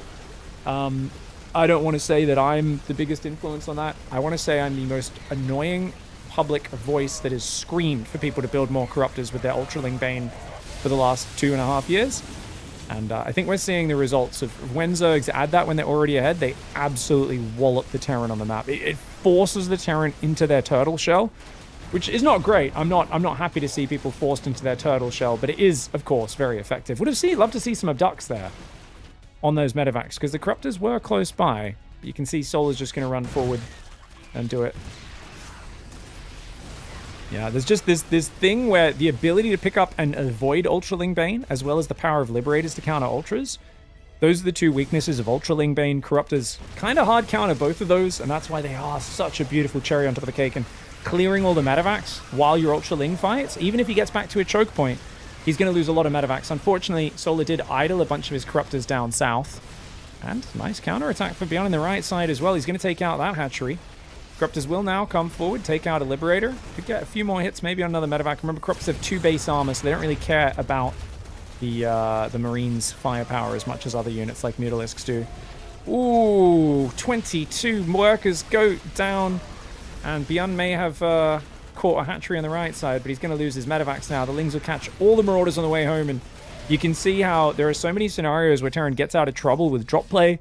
Corruptors slap that down, and I'll often split the Corruptors, right? If they're attacking both sides, I'll have some Corruptors in the south, some in the north, and there's just nowhere they can go to without those Corruptors cleaning up the air units. It removes such a powerful advantage of Terran, which is their medevac mobility and ability to avoid bad engagements and just pick up and get out of trouble at any moment. If you think about it, as he pulls back and gets overrun, this should be the final fight. I think where Solar's money is very low. Hold on. Is Solar losing? So if these Ultras go down, is he dead? No. And the supply dips for Beyond really badly. Dude, I was like, wait, Beyond, Solar's money's really low? This base is mostly mining. These bases are both half mined out. Dude, I shouldn't count it as over till it's over. Oh, Infestors are here, though. He doesn't have Burrow, but Infestors with Ultras are crazy. He's only got 2, though. 2 Ultras. He needs to transfuse this Ultra. Every transfuse on this bad boy is really good. Now, you actually want to space your transfuses 5 seconds apart, guys, to let this damage over... Oh, 7 seconds, is it? Basically, the heal over time, you don't want to throw it immediately because it can only get 1 stack of the heal over time, which is about 40%, maybe 38% of the total healing effect of a transfuse these days. Used to all be instant, but they nerfed that since it was such a powerful spell transfuse. Widowmine's getting a few decent shots. Good pullback, but the Infestor's not really landing. And Solar, he's got to look for that big fungi. Ooh, a couple Banes going to roll in. I don't know if using Banes on SCVs makes sense right now. Dude, Beyond's going to win this game! Oh my god, he's such a freak. Oh my god, he catches the base, gets rid of all those workers. This base is back up and mining, but... I mean, don't get me wrong, a good fungal still ruins him. A good fungal still ruins him, but the lack of fungal just means it's a bit harder to land the crazy ambush that Solar really wants. It's going to start breaking these rocks. With the old transfuse, you were actually able to fight Terran battlecruiser cheese. Yeah, Queens. I mean, Queens can still do well against species, but in the old days, they would So hard to kill. Queens were absolutely crazy. Terran beats his Zerg, it's way ahead. Surprise Pikachu face! Well, it's kind of funny, because Solar often makes comebacks against Beyond, but lately he's been letting Beyond get back in games. And look at that Marauder count, 21 Marauders! And just the army supply is way too big! Oh my god, he's gonna man mode it! Oh my god, I thought Solar had a big enough economy advantage, but apparently not. Beyond, with only 4,000 resources traded better, 3 or 4,000, ends up winning that game. That's crazy. There was a point here where I thought there's no way for Solar to lose, but these constant counterattacks actually stacked up the damage, and he just kept Solar off. Like, this base he kills in a bit, and then he kept denying these edge bases over and over. And yes, his own bases were getting wrecked, but he had enough time, I guess, milling this base to make up for it. Well played. It's crazy. Yeah, me too, Battle Goose. Not just bug fixes, anything, man. Anything, dog. Anything. Yeah, I think we're all shocked at that, hey. PTR changes can't come soon enough. Hey, what's up, Tedek? I believe the arrows in the display are like it's up to 250 advantage for 1 arrow per minute, up to 500 for 2 arrows, and I believe it's 1,000 or yeah, up to 1,000 or above 1,000 or whatever for 3 arrows, something like that. I can't remember the exact number on the arrows, but yeah. Yeah. The only bug you haven't noticed the +2 supply when the orbital finishes, enemy? There's quite a few bugs. Also, you can't abduct siege tanks as well. There's a whole bunch of ones. It's 250, 500, 1,000 for minerals. It's 125, 250, 500 for gas. Thank you, Ross. Yeah, I always forget the exact numbers. All right, guys, bad commentary by me on that one. My bad. Should have followed the action a little bit more. Beyond, just really good, efficient trades. Even though the Corruptors were hunting down his air units, yeah, Beyond fights back and just looks so good. And there was a few fights where Solar didn't quite have the overwhelming massive ground units that he needed. And no burrow to kind of ambush those armies from behind. Because imagine just 1 or 2 good fungal burrows when he's got a good massive Ultraling Bane, he could roll through. But the Banelings were getting severely diminishing value because it was such a heavy Marauder mine army. And you actually want heavy Zerglings in that scenario. So you need a very Zergling heavy army once Terran gets to mass Marauder Widow Mine. Banelings just are slow and they tend to clump up into the Widow Mines, which is always awkward. So that's one of the big problems you have. But also, obviously, Ultras kind of get focused down by Marauders a bit too easily. The Marauders do pretty good bonus damage against Armored. Hey, Pig, how's your mom? She's doing great. Thank you very much for the love, and thank you for taking her out to such lovely dates you're always telling me about, Twitch chat. I'm so glad that you guys respect and appreciate she who brought me into this world. It's going to be a greedy hatch first this time for Solar, guys. He's going to go hatch pool gas. Nice and efficient.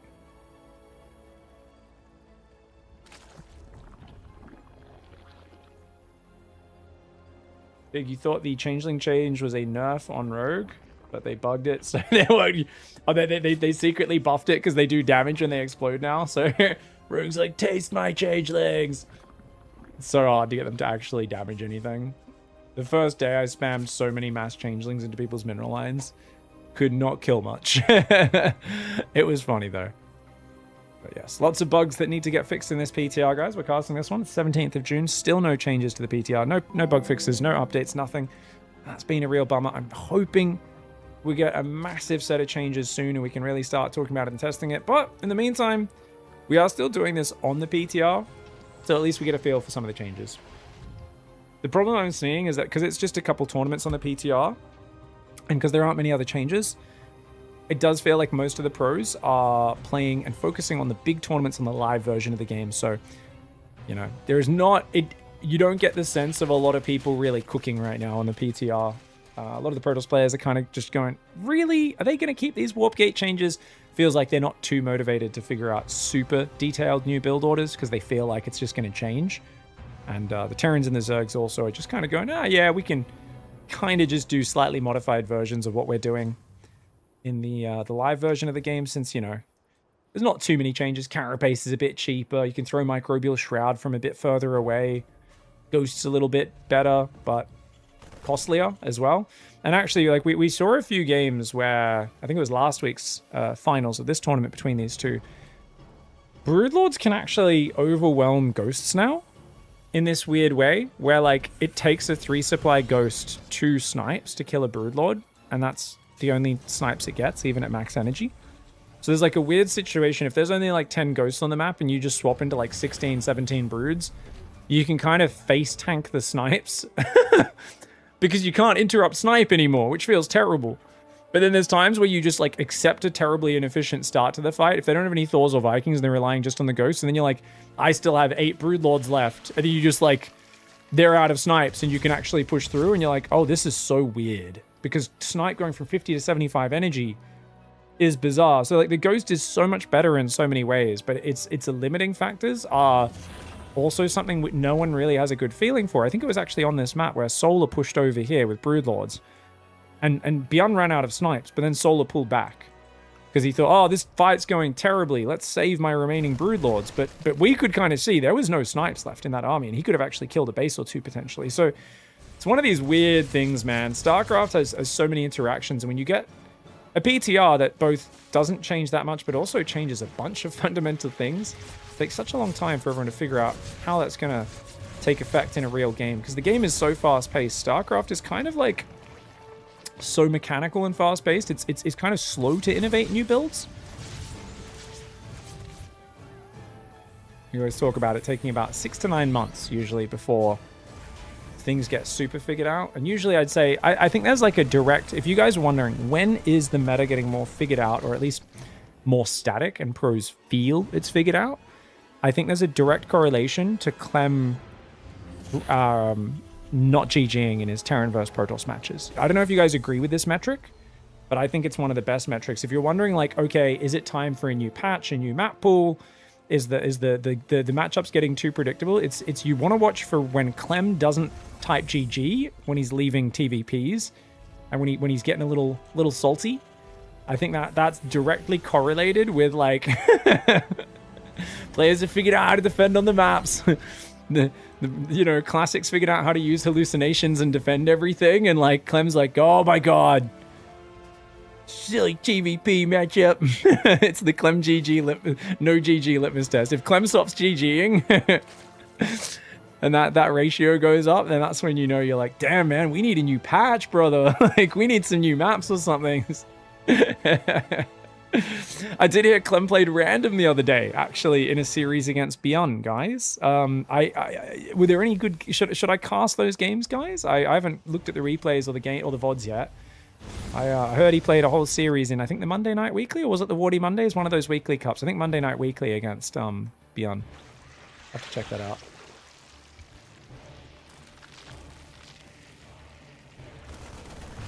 Marines coming forward. Medevacs there as well. 76 drones already. Has Solar been too greedy? Banespeed's not even started. And 1-1 is already finished for Beyond. Oh no! Solar didn't even pull his drones away. Dude, Solar asleep at the helm right here. Trying to go way too greedy. Beyond did a CC first. An incredibly efficient opening. Really quick double upgrades. And he is literally just going to win. Or do at least very close to game. Oh, bit sloppy on his micro there, but that's fine. He's literally just going to win with that. You got to keep in mind, guys, this is crazy because Solar plays very conservative, and he's always had a bit of weakness to greedy openings. And why is that? Because he's going to build 4 Zerglings for safety because he doesn't drone scout. So he doesn't. So he's probably going to make link speed pretty early. Did he go link speed before or after third hatch? He did go third hatch and third queen and overlord first, which is good. I like that he delayed link speed a bit. But nonetheless, he tried to take the middle fourth, drone up to 80 workers, and Beyond just went for that double eBay nice and quick off his third CC. Hit a really crisp timing. Solar mistimed it. GG's.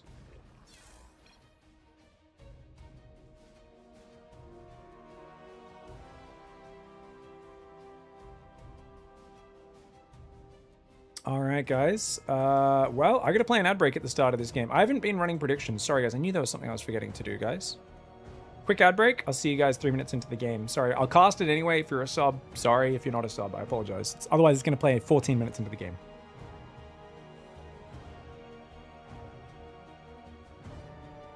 predictions up. Who wins this best of 3? Oh, someone did the prediction. Someone did a series bet. Oh, thank you. Whichever mod did that. I send you, Activillain, whoever. I appreciate you guys. That was you? Awesome. I appreciate that. Thank you, guys.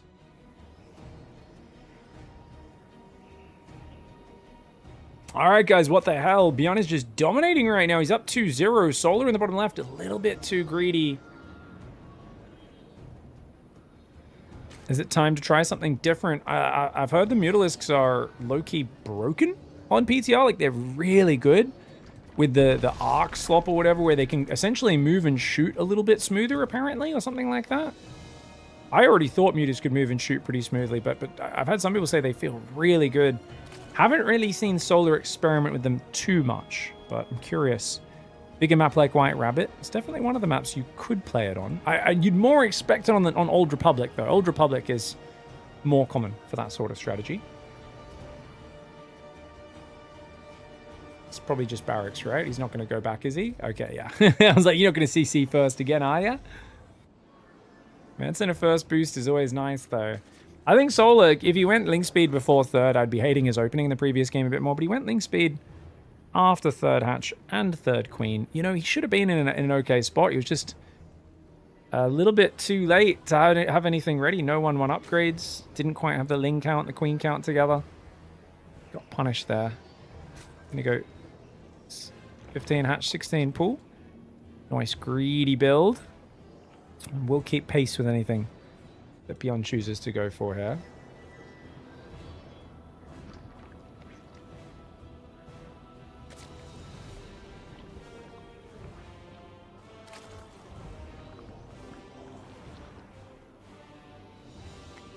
People are discussing, I think, what the Ghost Sniper rifle should be. Most of the long-range precision rifles are semi-automatic, with a few bolt-action ones mixed in. I mean, bolt-action just feels cooler. I remember I've only used like a bolt-action air rifle, and I remember it was just felt so fun. There's something about using the bolt actions really fun. I feel like having a ghost in StarCraft with a bolt action sniper rifle might feel a little bit ridiculous, though. Definitely think that should be a semi-auto. I believe it's called a canister rifle as well, which is such a weird name, right? C30 canister rifle, if memory serves. Any StarCraft lore nerds? What the hell's the deal with that? I know the standard Marine gun is a railgun. It's a Gauss rifle. Those who don't know, Gauss is a famous scientist who invented gravity.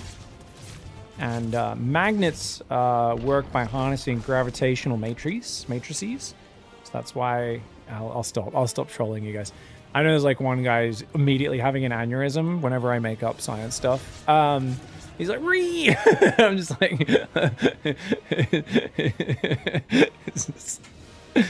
what was what did Gauss do though?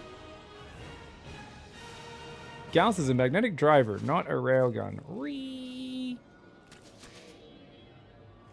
A magnetic driver? I mean, how do you drive a magnet? Is this like those guys that drive those modern trains, but the train drives itself and he just has to like sit there in case anything goes wrong? Imagine that, guys. Be like, what do you do for work? You're like, I'm a magnet driver. Reaper's gonna rotate around. We'll see what happens. Yeah, magnetic strength is measured in Gauss. Yeah, so it must be a railgun, yeah? Aren't railguns, don't they work with magnetic force? So it is, they are railguns, right? The Gauss rifles, yeah? Are they not? Isn't any railgun considered like isn't that just any gun that uses that sort of force? I don't know. Winkausian Leviosa. Nice. Gauss was invented by Space Marines in the war against the Covenant. They mounted a rifle onto the Warthog, ergo making a magnetic driver. Nice. All right, guys. Queen's coming over to the right side. Hellion Reaper's going to poke in here. Are they going to get much damage? Hellion Reaper pulling around. We got the Banshee coming out. Stim coming in. More Hellions are building SCVs as well. Drones on the way. Doesn't feel like any particularly heavy aggression, right? This is a defensive Banshee. No cloak here. Hellions poking around. Solar has not gone for an Evo chamber yet. I think we're probably going to see Lair Baneling Nest and then double Evo a little bit later. He's only on 1 gas, so he needs a second gas. Takes that one now. Overlord does go down there. Hellions coming across. It's going to be 6 Hellions with only 9 Zerglings and 6 Queens on the map. There are 2 more Queens about to pop out, but they're not ready just yet. You can see the Queens are nicely split. 2 on the left, 3 on the right, but only 9 Zerglings. 4 more are building. 1 Queen isolated on the front a little bit. Queens are going to need to try and target the Banshee, I believe. And indeed, they will do just that. Good micro on the Queens. Very nice micro. Transfuse is available. She can transfuse that one before it goes down. Beautiful micro for Solar. Deflects it without throwing his Zerglings away. He ran in with the Zerglings to scare the Hellions for a moment, but immediately pulled back. Too many players overchase with those Zerglings. Lose them all. Solar managing that defense just right. 1-1 upgrades do need to start here for Beyond. What's the bet, guys? We know he always presses armor first. And indeed he does, but he had the money for both this time, so it's all good. SCV does go down. Beautiful micro for Beyond. Saves the single SCV, and Solar's going to guard this drone. Escorts it down to the 4th base. Gets that one in the straight line. Spire! Oh, he's going to play Mutiling Bane, finally. There we go. Of course, this is not fast Mutalisks. This is macro Mutas. Modern Legacy of the Void Mutas is done like this. It's basically, I'm playing Lingbane macro, but also I'm going to squeeze a bunch of Mutas in. Now, Bane speed is very important, and he should start it because he's got plenty of gas to go Bane speed and 1-1 before the Mutas come out. He waits on those. He could just get walloped on the ground by the first stim push. Oh, I like that. The Overlord drops some creep. Allows the Queens to go forward and spread the creep forwards. Ooh, very nicely done. Beyond gets a few tumors, but as long as one survives, that's good for Solar, because he's cleaning up Hellions, removing threat from the board. Single Banshee's going to go around the right side and start trying to pick things off. One Reaper does get caught by the Zerglings, not bad. Bane speed is on the way, but he's not making 1-1, guys, and that's always a little bit iffy to me. I hate this Evo chamber placement with a passion, by the way. I just hate it. I just feel like, maybe here is okay. The natural is my favorite position. I guess if you lose control of this area, you're probably dead with this 4th base anyway, but there are times you end up bouncing to the left and expanding along there and giving up this base, and in that case, this is very vulnerable to a tank pusher or a marine drop there. This ledge is always a nightmare to remove, but tank doesn't actually reach the hatchery, so it's not the end of the world. Bane speed's on the way. 1-1 upgrades finally begins here.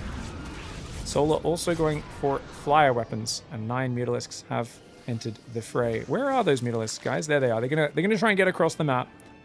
There's no turrets up yet. He's got vehicle armor on the way. 2-2 does need to start here for Beyond. He's got a 4th command center, 2nd factory, and he starts some missile turrets after scanning the Spire. He's like, whoa, okay. And he should try to make sure he leaves these Marines at home. Mutas are going to fly in. Marines are pretty quick to respond, and he shouldn't take too much damage. Just 1 SCV, 1 Marine to start. Very good defense for Beyond as he starts 2-2 upgrades. 1-1, not even halfway done for Solar. You always accept being behind on upgrades. This is the price you pay for dumping your gas into Mutalisks. Solar's only on 73 workers, though, so ideally he would get a lot more drones on this 4th. And he's already rallying to the 5th on the left, which is a mistake. So you can see how his drones are rallying away from his 4th. His 4th has barely any workers on it. I'm not sure if he's in the mindset of thinking there's still that tank push, because it's not. Beyond's already pivoted. 2 Mutas just went down, guys. He's lost 2 Mutas. I think mostly it was probably rallying through the middle. These guys catching it. You just have to be very careful. Yeah, the only Muta change is the turn and fire rate. The previous patch, though, Spire build time was reduced. Here we go. Lingbane running around. I think he's too deep on creep. I think Beyond this is a very dangerous fight. Hellbats get cleared, but a lot of Banelings go down for it. Not a cheap trade. Solar's so far ahead in both army and worker supply, though. If he cleans this army up, this game could snowball. 5 drones go down. Solar a little afraid to engage right now. His Queens go forward on their own. The Muta's fighting the Marines in the south. Solar! The Mutalisks at least win their fight, but the Queen throwaway was very costly. And he can wipe this army anytime he chooses. But Solar, after the previous games where he's just been getting surprise killed, he's afraid. He finally goes forwards, takes his time on it, but as long as he takes out those siege tanks, which the Mutas do, the Banelings should be able to clear everything else. No Overseer! Oh my lord, there was a massive Widow Mine shot there. And Solar's not sure what's behind that grass. He doesn't want to risk taking a big Widow Mine as he clumps up through it. That was definitely not the decisive defense I thought Solar was going to get there. And Solar's now behind in supply. 2,200 behind in resources. This is the power of just attacking, pressuring, and having, I think, mental advantage. I think Solar's taken a lot of psychic damage. There's a lot of stacks of that have added up over the last few minutes. And he's super tilted now. I'd love to see him Ling Bane counter. If I was Solar in this dot, I think my goal would be, I'm kind of screwed. Split 70% of my army to the top left. And when Beyond pushes, loop in and hit the natural. And just try to hit the natural, spread a few Ling Bane in there, spread a few Ling Bane in here, but most of it wants to punch up into the production. And then give up bases on the front and just try to rally as many Banelings to your production as possible to hold at home deep on creep. Because if your opponent base trades into speed Banes on creep, they're going to have a bad time.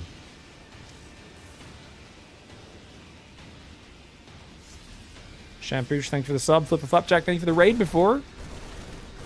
Marines moving down the right side. Going to try to come in for that hatch. There's no way. No, there is a way. Never mind. I'm an idiot. Mutas get caught over there. They catch a medevac, actually. The Mutas were the ones who caught a medevac. Turrets, though, do defend Beyond's fourth base. Ling Bane's going to roll forward. Does detonate on that one to take out that Widowmine before it can fire. Solar's on struggle street. If he can't defend this left base, he might just get overrun. This army is almost pure Marine, guys. There's 4 Widowmines and 70+ Marines on this map. Beyond turns around, realizing this army is trash. I mean, don't get me wrong. He wants to fight right now. Oh, that's really nice. Kills a bunch of Banelings from the high ground. That's very cute. But yeah, he needs a lot more Widow Mines. He's going to start massing command centers now. I think Beyond's kind of realizing, whoa. I don't want to get caught on creep with just pure Marine, but he's just in a bit of an odd spot. And this muta count has snowballed. 21 mutas are there. 3 turrets just finished building. There's no armor or high-sec auto tracking. These Marines are going to stim over to support the turret, and they will do very well. The mutas are going to fight it, which is kind of a crazy decision. Of course, he's distracted at home as once again Beyond pushes forward on this side, spreading his Marines and mines forward, trying to bait these Banelings into a bad fight. Doesn't really get any big mine shots, and that is going to be a cleanup for Solar, though. Solar, though, taps out at the same time. You might be wondering why. That's why I probably shouldn't have removed the minimap there. I just wanted to show the whole screen.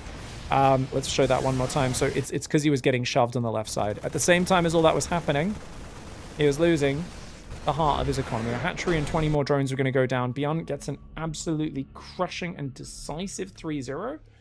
And it really did feel like in this game, Solar was ahead of the curve, could have crushed this push on the right, but he let Beyond hold the position too long, threw all those queens away, and he just second-guessed himself. He needed to fight it. He could have looped half of his Ling Bane army around, brought it in from this ramp here, and I mean, we can show you the exact moment, right, when that push was there.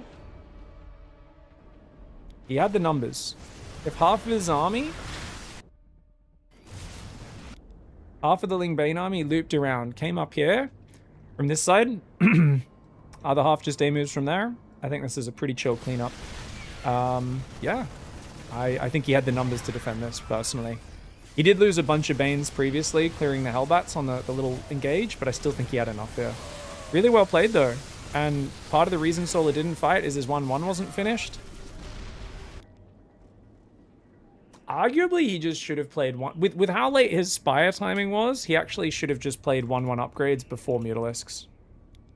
I think that's actually the answer, because he didn't want to fight before 1-1. I think he should have just built his evolution chambers and had 1-1 on the way, delayed his mutas a bit.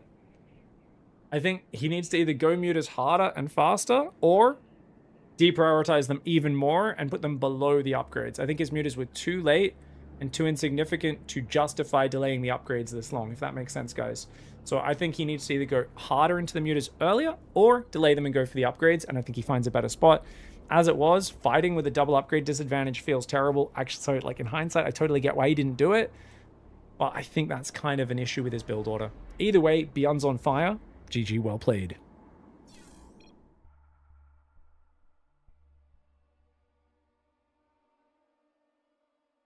If I grow a bit of a beard, I can imitate vibe. Yeah, I literally rolled out of bed. My hair was like, let me see if I can get it back to what it was before I put the hat on. It was kind of like this. I was like, I think we should put a hat on today. Because I just rolled out of bed to casting, so, you know. Wait, Beyond's already posting a lobby link? Is it already finals time? Percival 3-1 Clem. Did Clem play Protoss? Hard without that warp gate, man. Hard without that warp gate on the PTR, dog.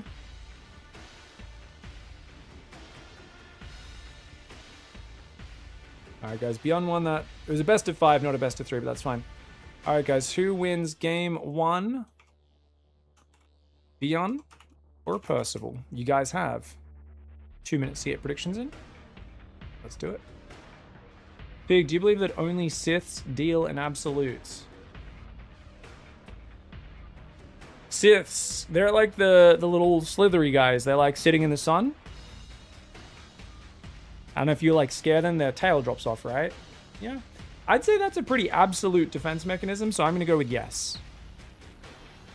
I'm going to go with yeah. You guys let me know. Shampoosh, thank you so much for the $10 tipperino. I appreciate you guys. If you want to help us cover the PiGosaur prize pool, please help us get this goal to at least $200 today so we can keep on funding these. I am absolutely pissed off as much as you guys that there's no PTR changes. I'm losing my mind. I wish Blizzard would communicate. The fuck is going on? I'm mad about it. But in the meantime, we are going to keep hosting weekly StarCraft tournaments.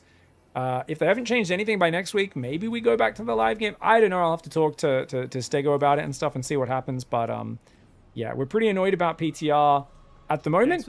Nonetheless, you know, we want to run StarCraft tournaments and apply pressure and go, hey, fix this shit. Come on, guys. What are you doing? So if you guys want to cover that, please use the tip button as always.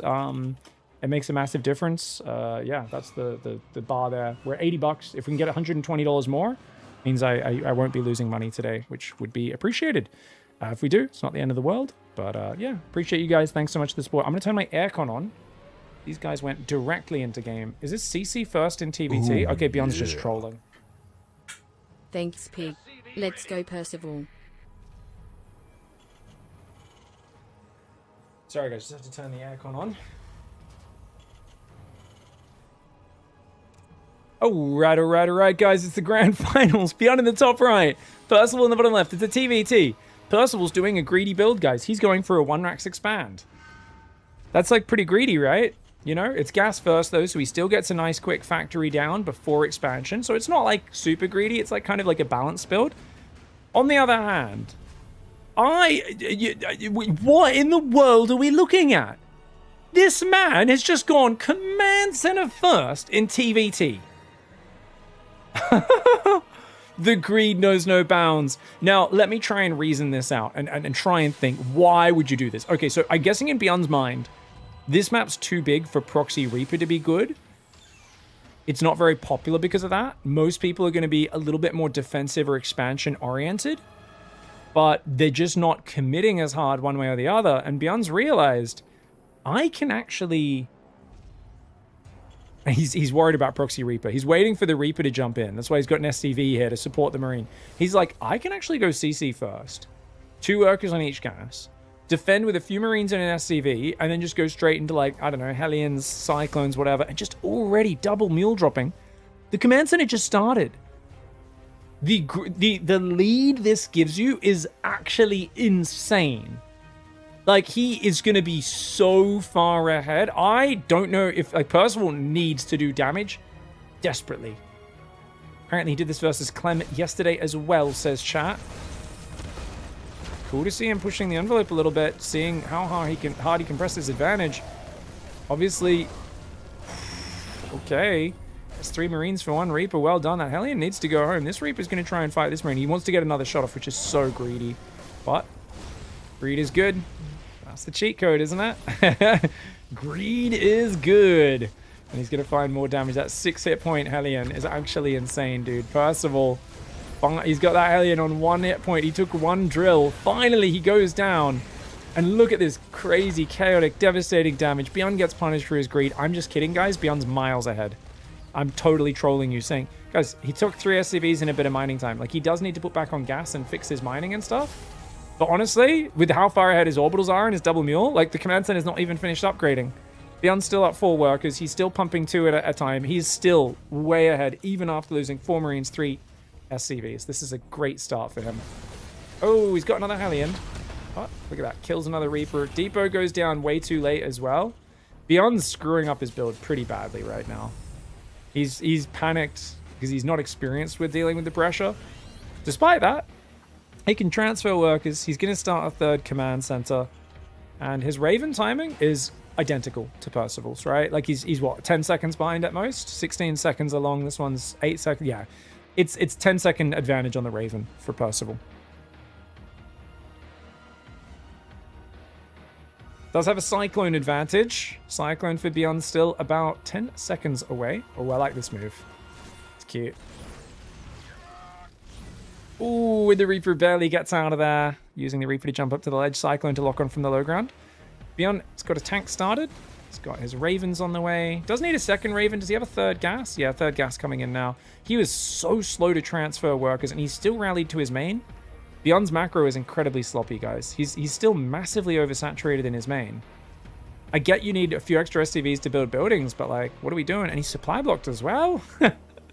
Beyond, take a breath. You've got a massive lead. I think he's so unused to playing this build that he's executing it really poorly. But he should be so far ahead right now. Oh, this is good. Cyclone's going to lock onto the Raven.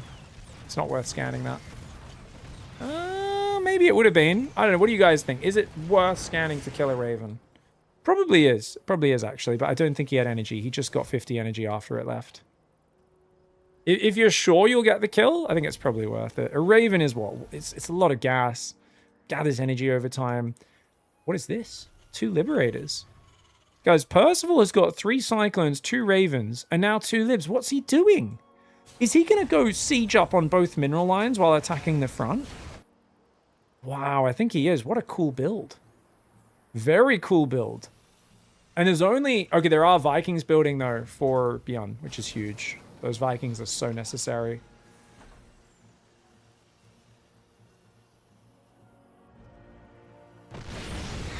Ooh, nice tank shot. And the Hellions survived, which is the most important part. Oh, he's going to send him to go scout, though. He scans and he sees barracks. He knows it's not mech. Beyond's got 2 tanks. Matrix is done. There's only enough energy here for 1 Matrix, though he needs the extra Raven to get the other one. I think Beyond's in a good enough position. Oh, Beyond can defend this easy, I think. Right? Oh, his Raven's getting hit, though. Beyond's Raven's taking big damage. Oh, Beyond should... If he pulled his Ravens just slightly further back, they would have gotten out of there. The Hellions will kill an SCV, but one of them does go down. Good defense by Percival. Third siege tank is here. The Cyclone's getting some good damage, but Percival's got to be careful about venturing into range of these units. Right now, only 1 Raven for Beyond, and in comes the Lib, guys. It's going to be double Libs, 1 on each side. There's turret building in the natural. The main already has a Cyclone on patrol. Percival's... Oh, damn. Shut down, son. Very cute move, but... Then the other one pulls back as well, so his Libs aren't going to find anything. Okay. As the dust settles, Beyond is epically oversaturated. If he can get his third going, he'll be in a good spot. His 5 barracks are up, and a factory, and a starport. Third command center is landed. Oh, actually, built on location. Sorry for Percival. So Percival's getting to 5 barracks. His 4th and 5th barracks are almost finished. Beyond's 4th and 5th barracks already have reactors on them. Both sides have stim. Neither side started combat shields. This is an incredibly close game right now. But one where Beyond just has the edge on the upgrades, the marine production. Worker count's dead even, though. And with 2 Ravens still alive versus 1, that's a nice advantage for Percival. The Libs could be useful later on in this game.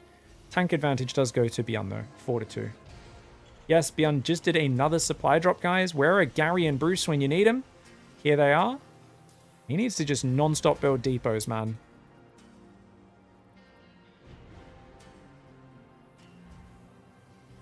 Yeah, he has been repairing his air units, thankfully. Good move. Beyond... Ooh, did he just lose a medevac there, guys? Or did he just have 8 stim marines on the map randomly? I guess he did. Well, I mean, he takes out some Libs. I think the turret just killed a Liberator that sieged here. I think it sieged on top of the turret. Tanks are there. Beyond needs to defensively scan. He doesn't know where this army is. Oh, here we go! Raven.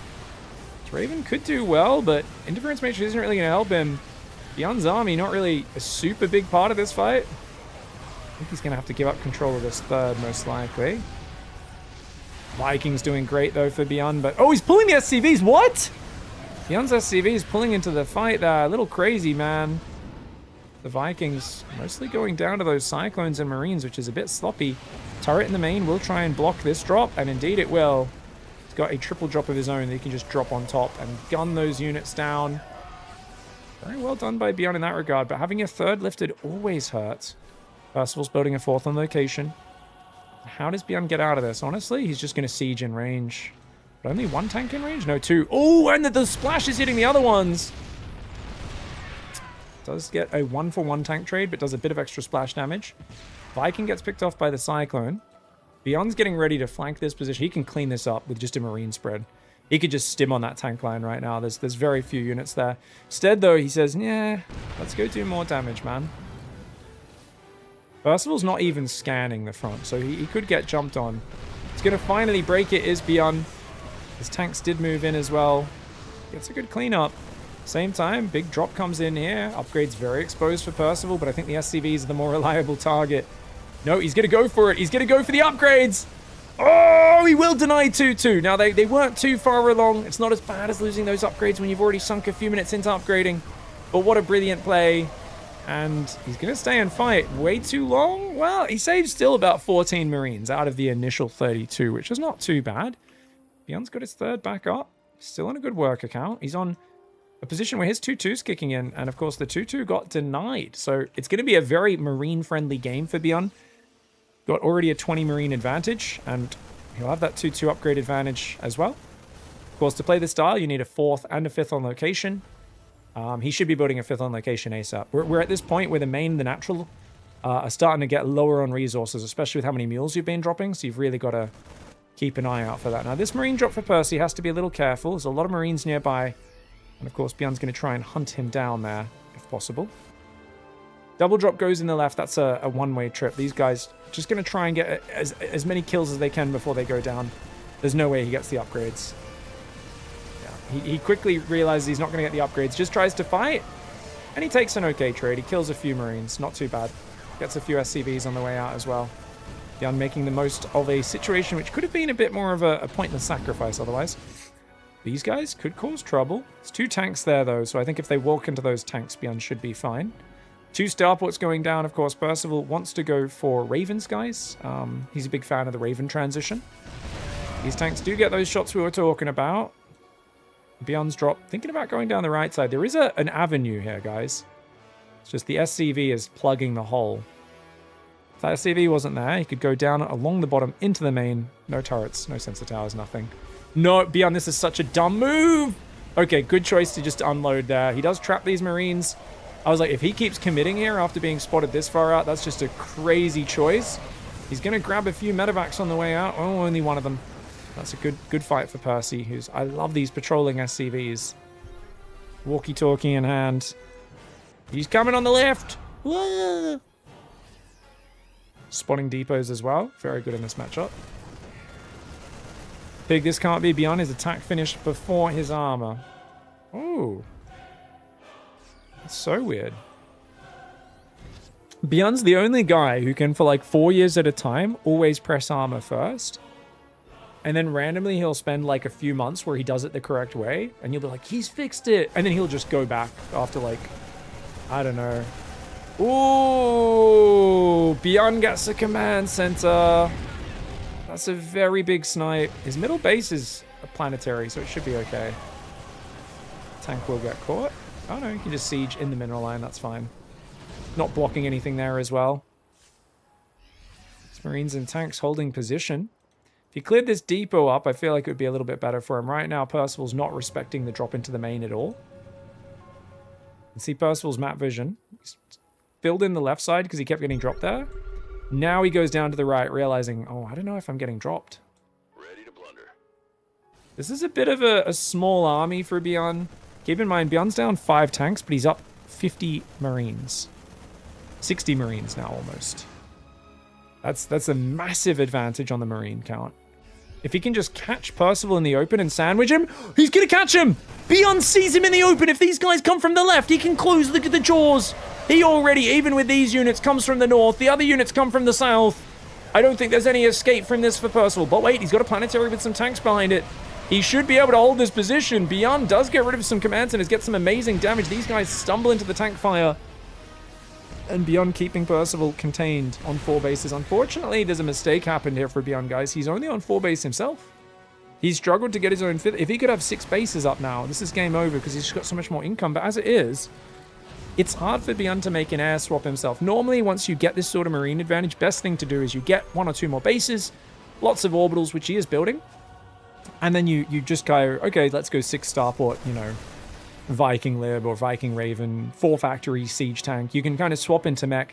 Because this is such a big map, you might never do that. You might just stay heavy marine the whole time. But, oh, Percival's going to wreck him. Good turnaround for Beyond. But Percival wants that red point tank. Well, worth trading a marine for that. Ooh, there's no planetary here and only 1 siege tank defending. Beyond finds an opening. And you know what they say, guys? When there's a whole bunch of hungry marines, any SCV or command center looks like an absolutely juicy target.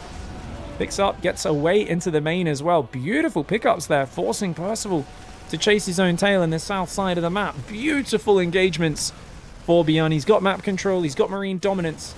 And Percival can't quite keep up in game 1 of this grand finals. I always appreciate Beyond in TVT. I think he's one of the players that makes this matchup very fun. I always love watching Beyond play TVT. He's the player I model myself on when I play the matchup. Keep it movement focused, keep it fluid. None of this turtling with tanks and Vikings and Ravens. Let's play the style that is going to create asymmetry, because most players are going to play the tank heavier, more static style. Try to play the front-on style, and if you use that heavy marine mobility with the medevacs, it just creates a matchup that it doesn't feel like a mirror matchup nearly as much. It feels much more like Beyond's playing Zerg, Percival's playing Protoss, you know? Percival's got to pull back to that tank and planetary. The tank's exposed. Planetary's got amazing splash damage. If he targets the middle of the marines, and he did get 1 shot in the middle of the marines, but only 1. And you can see it put all the marines in the red. Keep in mind, guys, planetaries do 40 splash damage. I don't think there's any fall off, and it's a pretty good radius. So if you target your planetary in the middle of a clump of marines like that, it's going to do crazy damage, but it needs to get a 2nd shot off to pop them all. And that is massive damage. Beyond wins game 1. All right, guys. I appreciate the love. We're done for the day. Today we're doing... this is called edging, I think the kids are calling it. Basically what we do is we only show you game 1 of the finals, and then if we're not able to fill this goal, the stream ends right now. I'm trolling. Game 2 is about to start. But yeah, help us support the prize pool. Use the tip button. Thank you very much. If you guys can afford $5, $10, add it to help me cover the prize pool. We're going to pay the $200 to the winner of this series at the end of the match either way. But if you guys want to help us not lose cash today, let me know on that one. And use that tip button in the chat. I can link it on YouTube as well, just in case anyone wants to donate there. Appreciate you guys. Thank you. Thanking you. Beyond wins game 1. Let's get our prediction up for game 2, shall we? Game 2, you guys have 2 minutes on your predictions using your Twitch currency. Get into it. I'm broke as heck. Sorry. No need to be sorry. As long as you're not in chat being one of these internet creatures, as we call them, people who spread toxicity and negativity, you are much appreciated. The content is free, always will be free. And we rely on the generosity of those who can afford it, who have a few dollary dues sitting around, who have an Amazon Prime membership, so they get a free Prime gaming sub every month they can give us, which gives us the same money as a normal sub. And see how we go. All right, guys. Percival in the top right of the map has gone for a 9 depot, 9 barracks proxy. What in the world? It's 9 depot, 9 barracks, 9 gas. It doesn't get any faster than this. And Beyond, if he's going command center first, he's absolutely screwed. Is he, though? No, he's going to build a barracks. He's going to build a 13 barracks and a 14. Was it 14? 14 barracks, 14 gas. I think Percival's kind of saying, how do I punish command center first? This is it. But Beyond's not going to do that twice in a row. Oh, my. Hey, got it in good. Thank you so much for the $10 supporting today's tournament. We appreciate you. Big thanks. Dave tested with the $10 before as well. Oh, thank you so much, Dave. Shampoosh. And drawing to me with the $50. Appreciate you guys supporting today's tournament. Not to mention Around Then Bam and Duck Cuddler with the subs. Thank you very much, guys. Keeping the tournaments rolling here. Yay, PiGosaur. I mean, this Reaper's gonna get in there early. But if you don't see a command center, do you pull back? Because you kind of, I almost feel like 2 Reapers is going to be the point where you can jump on this Reaper, kill it with how shockingly early. Do you guys think he waits for 2? Yeah. If he waits for 2, it might actually be genius. Yeah, he's going to wait for 2. This is clever. Obviously, this is insanely committed for Percival. He's taking a second gas now. So he's got 6 workers on minerals and a mule. Yeah. This is insanely low mineral income. But he's going to start a factory and just try and, like, he's just trying to go, like, aggression to aggression to aggression. Dark Cutler, thank you so much for the 5 gifted subs. Appreciate you so very much, mate. Thank you, Bo Hater, with the 500 biddies. We appreciate you guys very much. Happy to help. Thanks for the great content, Mr. Piggly Wiggly. Here we go. Reaper and Marine. Hold on, hold on, hold on. Good grenade there for Beyond. Beautiful grenade. Percival wants that Reaper kill so badly, but oh, he gets it. The SCV's almost trapping, but not quite. Those Reapers have to back off. He can't keep fighting the Marine. He cannot keep fighting the Marine. He's got to get out of here. Percival. Oh, but he's trapped. There's a depot blocking the escape. He thought he'd be able to get out, but he can't. The Reapers. He does get one of the Marines. He's managed to take out 3 SCVs, but he needs more than this. Percival is desperate. The Reaper does take another shot, which means he's not going to be able to regenerate. This is brutal, man. This is absolutely brutal. The Reaper's trying to pull away as well. The Marines and the SCVs doing what they can. He's not able to take out any more Marines. 2 Reapers have gone down. He gets a Reaper, 3 SCVs, and a Marine. Not enough damage just yet. He needs to do more. The question is, what can he stitch together in the follow-up? Thank you very much for the super chat. Thank you. Hey, Pig, how you doing, you crazy Aussie? Thank you, Darks. Fratswag YOLO, can you say but 10 times this cast? But the question is, are these 2 Reapers and Alien enough? Oh, but Beyond's got a very solid hold on this choke point. And they do say that's the most important thing when you go to prison. Make sure your choke point is barred up. The Marines and the Aliens calm down. Is he going to be able to get that other Alien of Percival? Great defense for Beyond. Percival, I think, is overcommitting now. And indeed, throwing that Alien away. Too desperate there. You can see Percival just kind of felt the pressure. But I think if he actually chilled, he could have dragged this back in a longer game. But you've got to be really efficient. The fact that he's traded worse than Beyond does mean he's maybe not traded as well as he could. But Percival's a very good player. He could bring this back. And we'll see if he can kick Beyond's butt despite the terrible start. Unlikely. It does look like Beyond's going to take a 2-0 lead.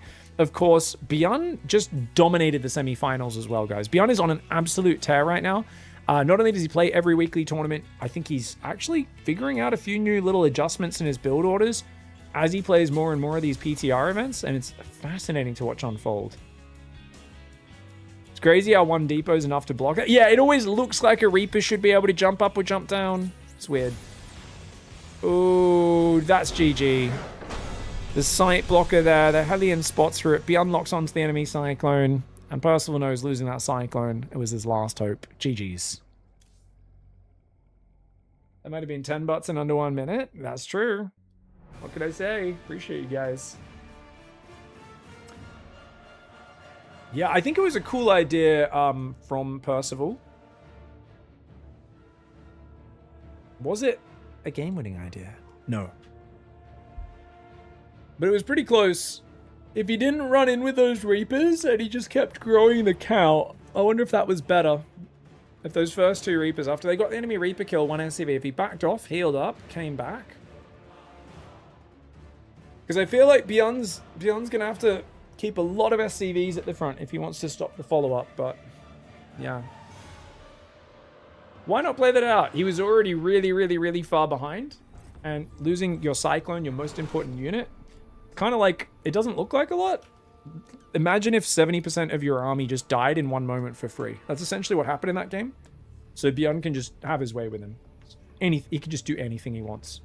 Beyond was already way ahead on having his orbital finished before the command center was even finished, so yeah. Alright guys, Beyond in the top left, Percival in the bottom right. We did have a question, why not play that out? Percival lost his Cyclone, that was basically his entire army. He'd already lost all of his Reapers and Hellions. Actually, it was his entire army. So Beyond would have been able to move across the map and deny/pick off SCVs at Percival's base. Percival was already very far behind on mules, very far behind on SCVs. It makes perfect sense for Beyond to, or for Percival to leave that game. There's really... The Cyclone, maybe if he like managed to kill Beyond Cyclone, pick off another unit or 2, he could maybe like find some value, which would make up for the economic disadvantage. But losing that first Cyclone is so utterly devastating. The Cyclone is the linchpin of early game TVT. Everything relies upon it. Proxy Barracks on 13, whereas Percival's going for a gas first. So you can see his Barracks is going to be about, what, 7 seconds delayed? It's quite delayed, actually. What is that? That's going to hit 20 seconds about now. So 12-second advantage on the Barracks for Beyond. And a second Barracks as well. Ooh, both on 13. Now, in current 12-worker start, guys, I believe it's 14 Barracks, 14 gas, 14 Barracks is probably the fastest you see anyone do it. So this is only one supply earlier. It was fascinating to see Percival try such an extreme build last game, which I think is probably more designed to counter a command center first, like I said. And just to shock your opponent with how drastically early those two Reapers arrive. But interesting to see how it plays out. He also did get a much earlier orbital, which does offset the cost of that a little bit. But I don't know, it's so hard to add up. Big, I'm taking your mom out for dinner tomorrow night. She told me that she's been saving up a really cute dress for special occasions. I have to say I'm quite excited for it. Oh, thank you. We've got 2 people now posting weird mom stuff with their messages. It's great. I thought it was Lilyhammer's bit, but now Battle Goose is like, no, it's my bit too. This is like having... You guys know we used to have a guy in our channel called Rub Dong, and for years, the only thing he ever said in our channel was Rub Dong. Like, there could be an exciting moment, he'd be like, Rub Dong. There could be a really sad moment, he'd be like, Rub Dong.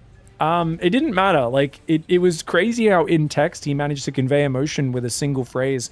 He did get banned from Twitch at one point, and he had to change his name to Dub Wrong. But, yeah, now we've got people picking up other people's bits, I guess. Marines coming over. Can they get rid of the Reaper? Yes, they can. But Pyun will take out the other Marine. And, oh, there was a reactor building, which means there's no units. Reaper, it's like a fox in the henhouse right now. Is Pyun about to speedrun this finals and get a 3-0? Percival's in trouble right now. Remember, he does not have a command center. And his starport gets delayed. The Cyclone begins. Probably should have cancelled the tech lab and built a Hellion as well. This is so costly, man. And his Marine comes out, but he taps out. Beyond gets the 3-0. And guys, that is what I would refer to as a dub wrong. Rub dong? Or dub wrong? I don't even know, man. I just feel like Beyond just rubbed his dong all over this tournament. If that sounds foul, how do you think I feel, guys? I was like, let's cast some StarCraft today. The entire tournament's over in 2 hours. 2 hours? To be fair, I think we can blame Blizzard for that one, guys. We need PTR updates. What's going on with Protoss? Is this really the final state of the warp gate changes? Please tell me that's not the case. We need updates literally yesterday. It's been 3 weeks. I don't know what's taking so long.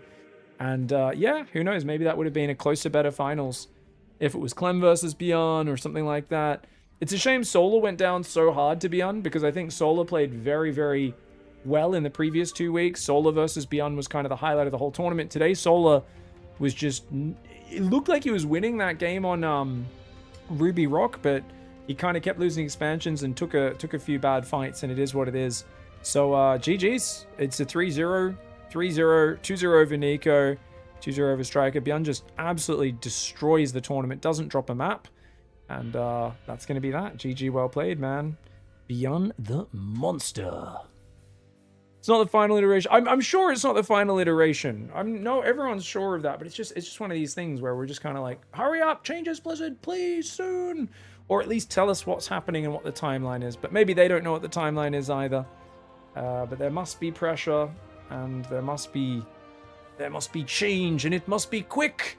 It must come fast, because we are desperate. Don't go anywhere, guys. Yeah. Anyway, that's the end of the tournament. Thanks for watching, guys. Congrats to Beyond dominating PTR so far. Of course, he's getting +2 supply whenever he clicks an orbital, which you're not meant to be getting, and a few other things. But I don't know if that's really offsetting the results that massively. I mean, it probably is changing things a fair little bit. But definitely it's the Protoss struggling with the warp gate changes, so we'll see how that goes once whatever changes come through. Hurry up and actually come through. Blizzard, hurry up! Give your classic games department more resources. Come on! GG's. Big, I'm assuming you're not going to BlizzCon due to distance. Yeah, I mean, previously I would have said, what would I go to BlizzCon for? PT But- or 2.0, please. Oh, thank you.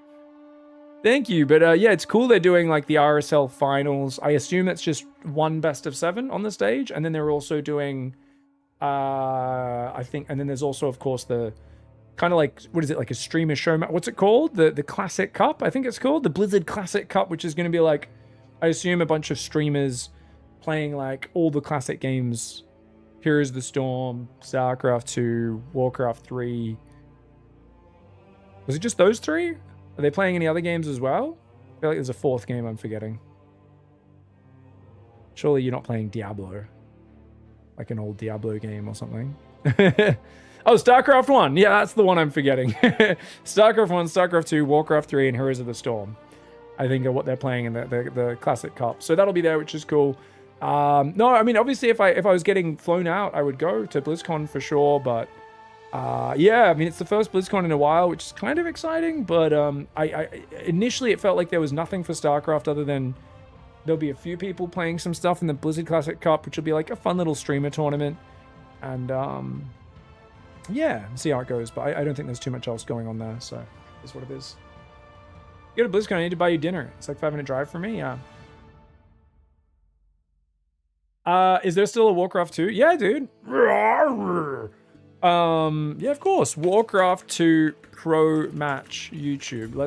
Of course there's a Warcraft 2. Look, there's the Warcraft 2 Pro League. I just YouTubed this. Let's go take a look, guys. The Warcraft 2 Pro League, 29 subscribers, 12 videos. This is from 7 months ago. It's a Warcraft 2 multiplayer 1v1 on Forsaken Isles. Commentated here from the Warcraft 2 Pro League. We've got Dead Ends against Nicky Poo. Buzzbomb's in the game as well. Let's go, man. Sorry, guys. Chat just randomly asked if there's a Warcraft 2 scene. So I've decided we are going to... Okay, is this how you observe the game? Is this what I'm...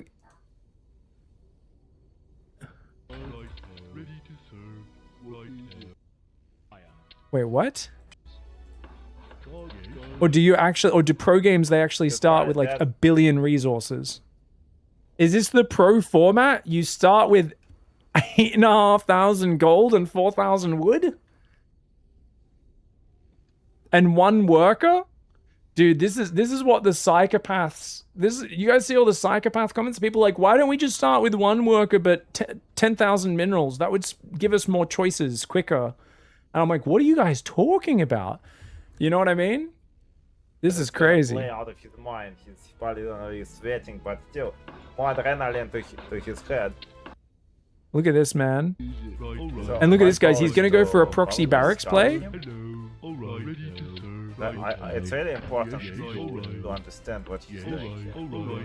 It's really important to understand what his opponent's doing, he says. Oh, I forgot how expensive things are in this game, yeah. Look at these mechanics. Dude, is he not using control groups? Guys, Warcraft 2 has control groups, right? I can't remember. It's been so... I'm pretty sure it does.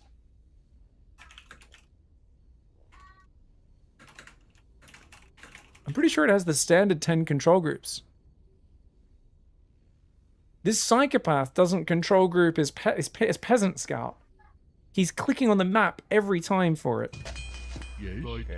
Absolute insanity.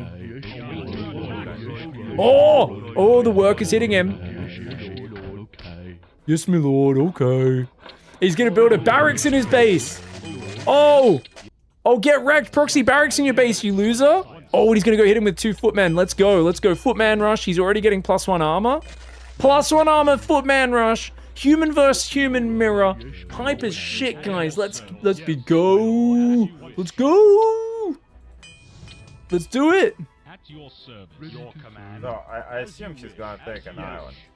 He has to click on the map every... Dude, this is so crazy. He's clicking on the map every single time for everything. Oh! Oh, he the pathing. Look how much effort it takes to get across the map because of the pathing, guys. One of his footmen just went and just like got stuck on the water. That's so funny. The guy's gonna build a guard tower next to his barracks. And he's gonna try and build farms to like block in his base and also just like to use that peasant.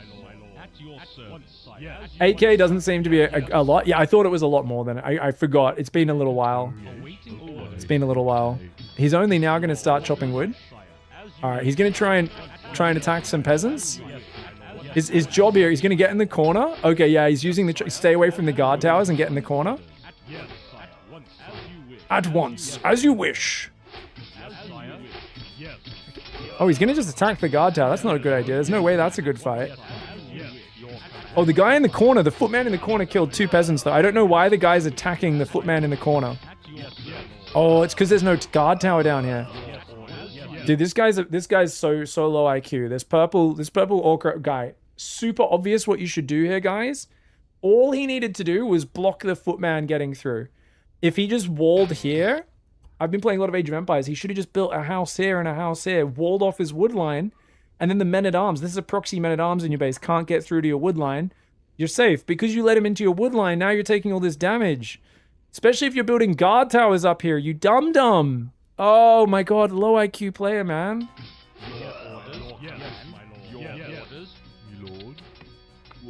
Warcraft 2 campaign's really good. I replayed it a few years ago. It's really fun.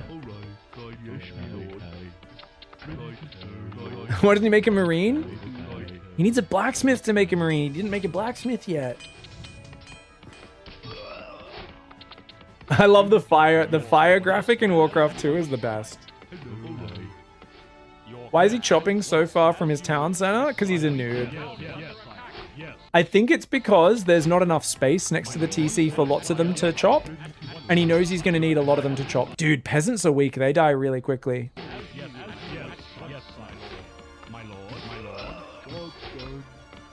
Dude, they attack so fast as well. Yes, my lord. I love this soundtrack, by the way. It's so sick. This guy has pretty good mechanics, man. As much as I feel like if control groups exist in this game, which I think they do, the way he's doing things is like actually insane. But yeah. Oh, he's gonna go dock now. Wait, why would you go dock? Okay, so dock, I guess it's just to transport units across. Maybe there's also island bases. I guess maybe if you get juggernauts on the edge, he can't leave his base as well. I'm not sure like how far, but if you get the oil resource build ships, you might be able to just like basically keep him penned in the corner. I don't know if they can reach that far though. Oh, the other guy's already got a battleship. Why has the other guy got a battleship? The guy's literally getting his woodline slaughtered and he's got a battleship already? What? Why not just build like one guard tower in your woodline if you're gonna build... Do you know how expensive battleships are? Yes. I just realized you start with like 5,000 oil in this game mode as well. This game mode's crazy, so you don't even need to get oil before building a bunch of ships. This is crazy. It's a crazy game mode, brother. Dude, trying to get units down the left side of the map? This is a battle against pathing. The engine is not made for pathing that far across the map, brother. You can see how much he has to micro them. Oh, it'd be sick if he towered him as well. Tower behind the woodline.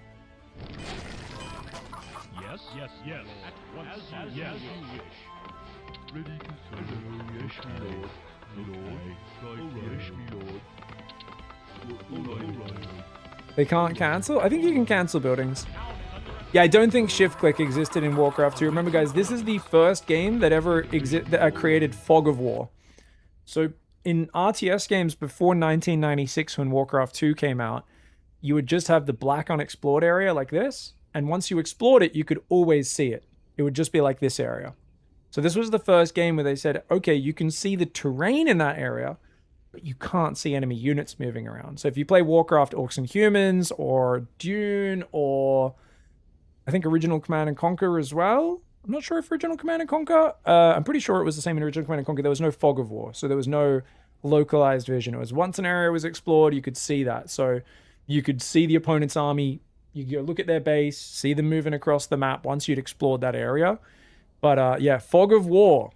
Brand new concept in this game. Revolutionized real-time strategy.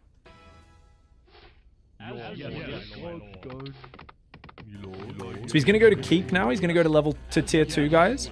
Scouting to make sure he's not getting proxied. He's going to start an expansion over there. His farm's getting shot down. The farm's good for scouting, though. The battleship does range one of his farms.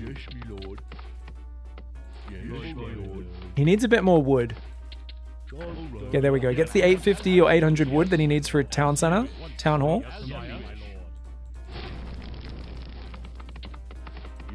Yeah, people always like, oh yeah, wouldn't it be funny if people were still playing Warcraft 2 today? And I'm like, you guys don't understand. They never stopped. There are still guys playing Quake 1 multiplayer. There are still guys playing Unreal, like original Unreal. There is a lot of this stuff still going on out there. Guard tower. Peasants don't do a lot of damage, but repair is insane. Look how quick the repair is, guys. That guy made a big mistake targeting the tower. He's not going to get any peasant kills. Dude, this guy seems like he's way better than his opponent. And notice he's walled off his wood line. So he's made it so the opponent can't get into his wood line. More farms. The other guy's trying to tower him with the battleship tower crawl. But it's gonna be fine. I'm pretty sure if you cancel, you lose all the resources in this game. Oh really? Dude, this game's sick.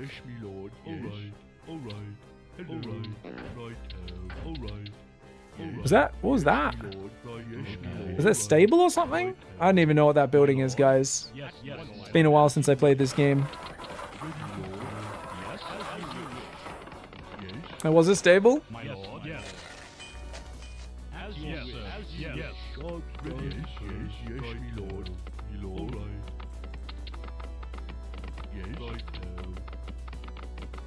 Oh, he's thinking about walling them in. He's like, yeah, maybe not. Okay. Hello. Yes, me lord. Will work. So he's going to use a ballista to defend the edge of his coast from the battleship. Obviously, you can't go too close. The battleship will beat the ballista head to head, but the ballista outranges it, so we can at least force him off the edge of his coastline. In this game, the campaign is built on the hero units Denethor and Grom Hellscream. No, it's not. What are you talking about, Sneaky Snake? The campaign is built on hero units? What are you talking about? Are you just posting random AI stuff? What are you talking about, dude? What are we talking about, chat? The expansion, so if those are wondering when Blizzard went downhill, it was Warcraft 2 Beyond the Dark Portal. The expansion for Warcraft 2 was when they first introduced hero units and moved away from real-time strategy to stupid hero games. Worst move they ever made. Ruined the game. Ilaria was overpowered because she had a sexy voice. You know. Oh, he's gonna go mages now. He's got a mage tower coming up. Nice. Good defense. This guy's really good, man. His first gold mine's out, so he's gonna go expand to the right side now. He's got a dwarven observatory there. He's going to tier 3. Castle's coming in. So he's gonna start making some mages. Blizzard is the most overpowered spell in the campaign. Death and Decay for Orc. But I wonder what he uses in multiplayer. Do you think they still just use Blizzard, or do they use like Polymorph or something as well, maybe? I feel like Polymorph was permanent in this game. I think if you polymorphed a unit, it would permanently turn into a sheep. I don't think it was like a temporary effect or anything like that. Polymorph is perma. It is super OP. Yeah, it's insta-death. Yeah, okay, sick. Yeah, no, they were just... I was kidding. The hero stuff, they were just normal units with, like, probably, what, double the stats on average? At most triple the stats of a normal unit. So Grom was just a grunt. You had, you know, Deathwing and whatnot. Oh, big knight attack. Big knight attack. Oh. I also wonder what the upgrades are. Oh, this is a really good ride-by. Now, there's run-bys, there's drive-bys. This is a ride-by, guys. Oh, the mage barely even gets to cast Blizzard before he gets killed. That is costly. He's going to start building some more mages. That was a really good attack from the opponent. But he's got a gnomish flying machine, so he's going to scout his opponent. So, because his opponent has the water, his opponent has 2 expansions in the middle of the map, I think. Whereas the guy we're watching has both right and left, which is cool. The sound effect of Bloodlust is amazing. It's the best, Arjun. So from what I know, by the way, guys, Warcraft 2 is almost always orc versus orc. I imagine in this tournament they agree to play human only, or they design the map. No, because orc is just better in every way, I'm pretty sure. It's basically like, because everything's mirrored, but then ogre mages beat the shit out of paladins, right? I do think Blizzard might be better than Death and Decay, slightly. I'm not sure if those work exactly the same or slightly different, but basically Bloodlust is super overpowered. So, yeah, essentially, I imagine these guys agree to play human versus human. I think you only play mirror matchups when you play Warcraft 2 competitively.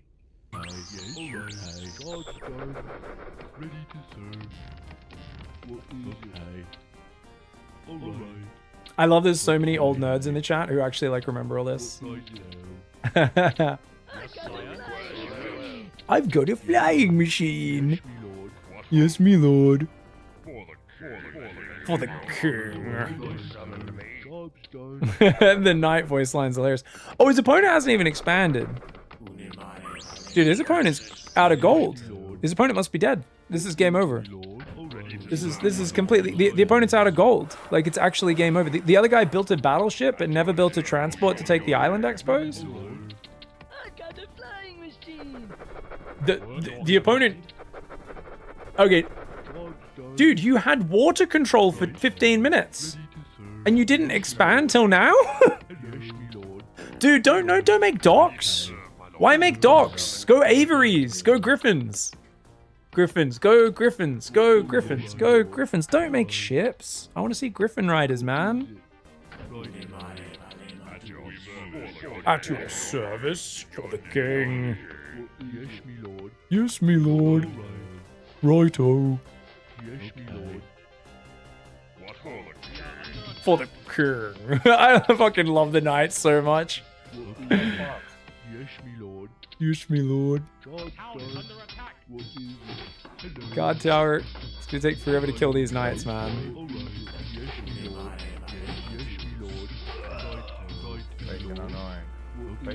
You can invis a group of mages, stick them in a transport, and then invis the transport. Oh, that's amazing, paradoxical. It's got the what's that called? A forge? It's like the blacksmith for boats. I think it's called a forge. Oh, Blizzard! Blizzard is so good! Blizzard is so good! But the knight advantage is real. No. I think we might have better upgrades as well. Yeah, it's the foundry. He's gonna build a barracks on the right as well. So he's got barracks and mage towers on both sides, so he can like defend choke points basically with that. Oh, he's gonna go Griffins. No? Wait, why is he building a town hall there? Was that a misclick? Why would he build it? Oh, there's a gold mine up there. Wait, are there gold mines behind the forests in the corners? Guys, there's gold mines behind the forests in the corners of these maps. Not something I will ever understand. Ding ding. Is the sound effect the same as the Age of Empires dock sound effect? Oh, is it? I never play water. Age of Empires 2 dock sound.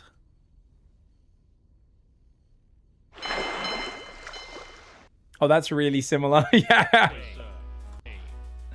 Not something I will ever understand. Yeah, that's awesome. Who are we watching? So, someone was like, I wonder if anyone still plays Warcraft 2 tournaments. And I was like, 100%. Blizzard on the mineral line! Oh my god! Guys, he just storm dropped the worker line. Oh my god, sick puppy move. Sick puppy move. Dude, this guy is sick. There's no way this guy is this good and doesn't know how to use control groups. But it seems like he literally doesn't. Dude, am I wrong about the control group thing, guys? Were there control groups in Warcraft 2? It said yes, right? I swear they were.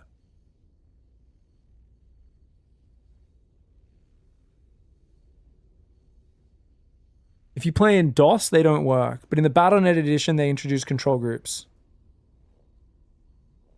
I mean, when this guy's in such a messy position, I kind of understand it. But yeah. Like at this stage, there's so much going on, I kind of get not using control groups because the game's so messy, but yeah. There's not even enough workers to the point where it's super worth. So he's going to kill one of the guard towers. Now the mage can just hang out there.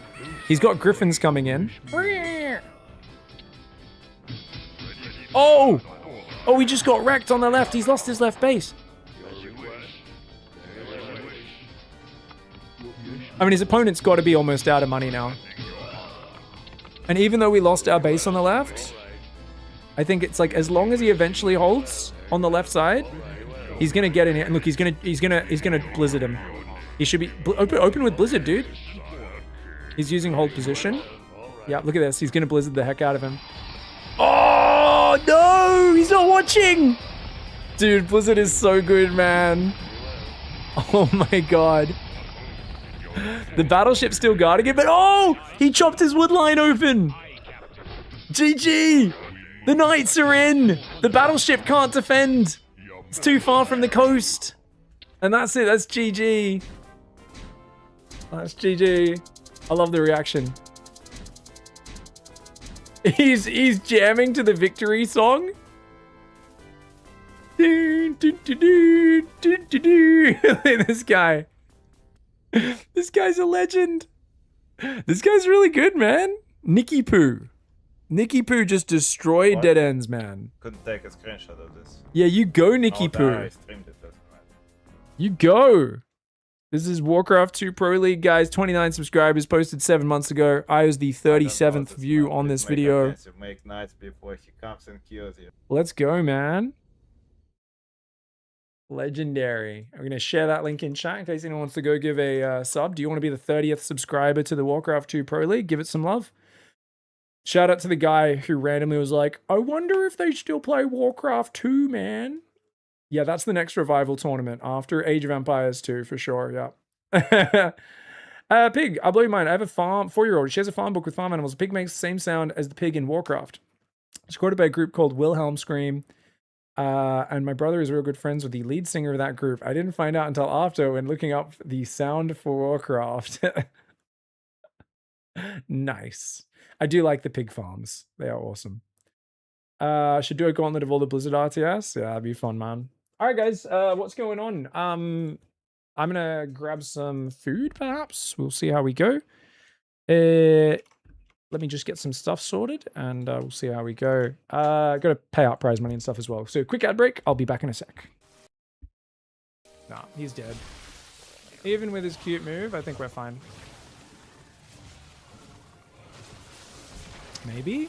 Oh my god, why is my reinforcement so slow? Oh! I was like, where are my fucking reinforcements? So I clicked on the changeling, but apparently I misclicked. Or he dropped the second one. Either way, big dick plays. Should we leave it like that, Dot? Should I leave it? I kind of want to leave it, yeah? All right, guys. I've done negotiation with my wife/producer. She's allowed me to agree to let Raynor's face cam stay like this. We had it cropped from when he was using his phone at the internet cafe. He's back on his proper webcam, but she's allowed me to leave it for game 1. We are going to see into the eyes of Raynor here in the bottom right side for Basilisk because he plays against Showtime in the top left. Terran is broken. Fuck Terran. The Cyclones are so fucking bullshit right now. Widow Mine OP. Protoss is BS. What the fuck is that new mothership? Can't abduct it? Can't even abduct it? Fuck. Oh, he meant campaign? Is that what he was talking about? Oh, campaign, not complain. Oh. Dark makes EVP look like the most imbalanced matchup of all time. Like, you're just like, how is this even fair? He just gets to do like 1 of 17 different random attacks between 4 and 7 minutes, and they always work. And you're like, this is so bullshit, man. Yeah, I also feel like he didn't get supply blocked in either of those games. I could be wrong, but when I was shading and looking at his drone count, I don't think he was supply blocked. This is the motherfucker who will get supply blocked in $1 million tournament matches.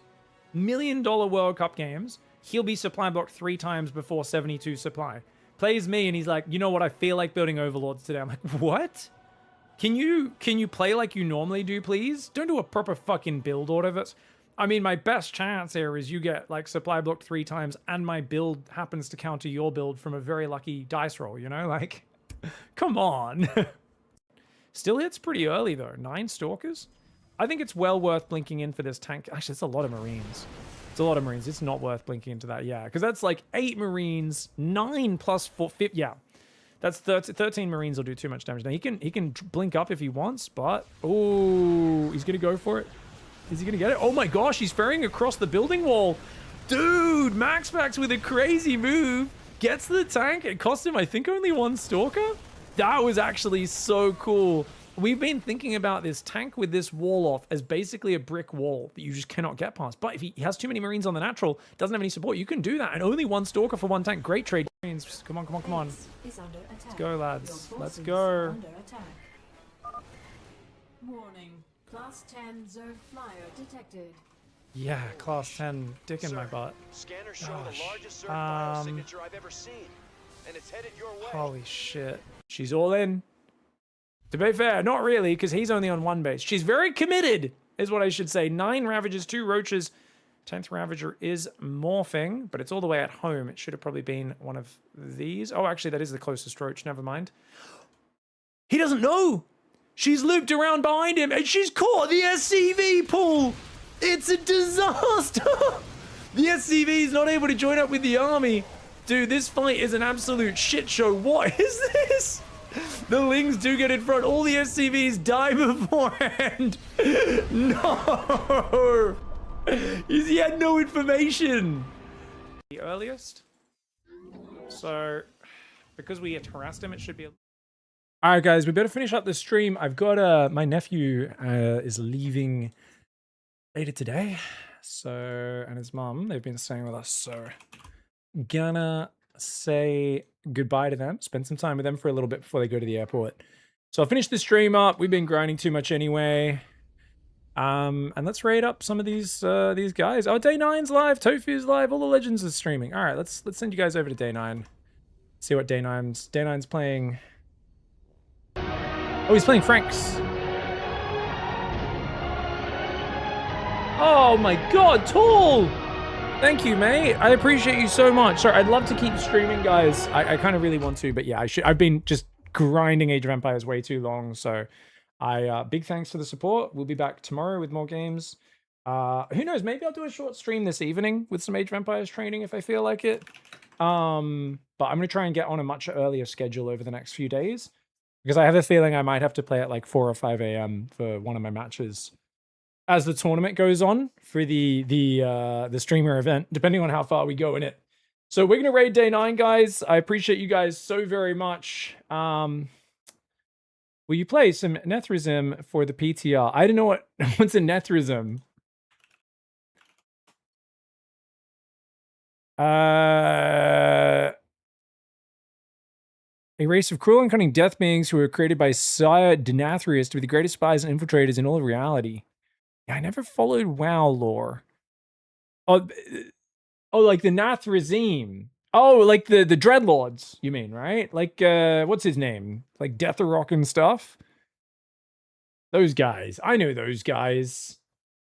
Sorry, I was so patient. Sorry, I don't understand. Oh, you mean like, will I spy on what's going on in the PTR? I always get things mixed up. The Protoss pre-race, says Super Seg. I'm confused. Sorry, I'm not sure what you're asking. Thank you so much, Tool, once again for the love. I appreciate you so very much. Thank you very much, guys. We will be back tomorrow, maybe later tonight, if I feel like doing a short Age of Empires stream with some of the Fortress practice. Tournament starts in like 2.5 days. 2.5? Thursday, Friday. Yeah, like 2.5 days. So... we'll see you guys for that, but obviously we'll try and mix in some StarCraft over the next few days as well, and just kind of mix the content up a little bit. But appreciate you guys. Thanks for the patience, and hopefully I can get back on the early schedule, because this always happens where I get too focused on something, I get to a late schedule, and then I just don't feel as good. I feel way better when I'm getting up early and having a bit more of a healthy flow to it. Day 9 just won a game there, guys. He's looking good. He's smashing faces, and he's franking it up. I was playing and defending myself. I've got a while. My time's up. GG. Well played, all resources. What? What? His opponent's chat's crazy. Bye, guys. Have fun with day 9. I'll see you guys later. Thank you very much for the love. Bye-bye. Yeah, I was just going bum, bum, bum, bum, bum, bum, bum, bum, bum, bum, bum. Oh.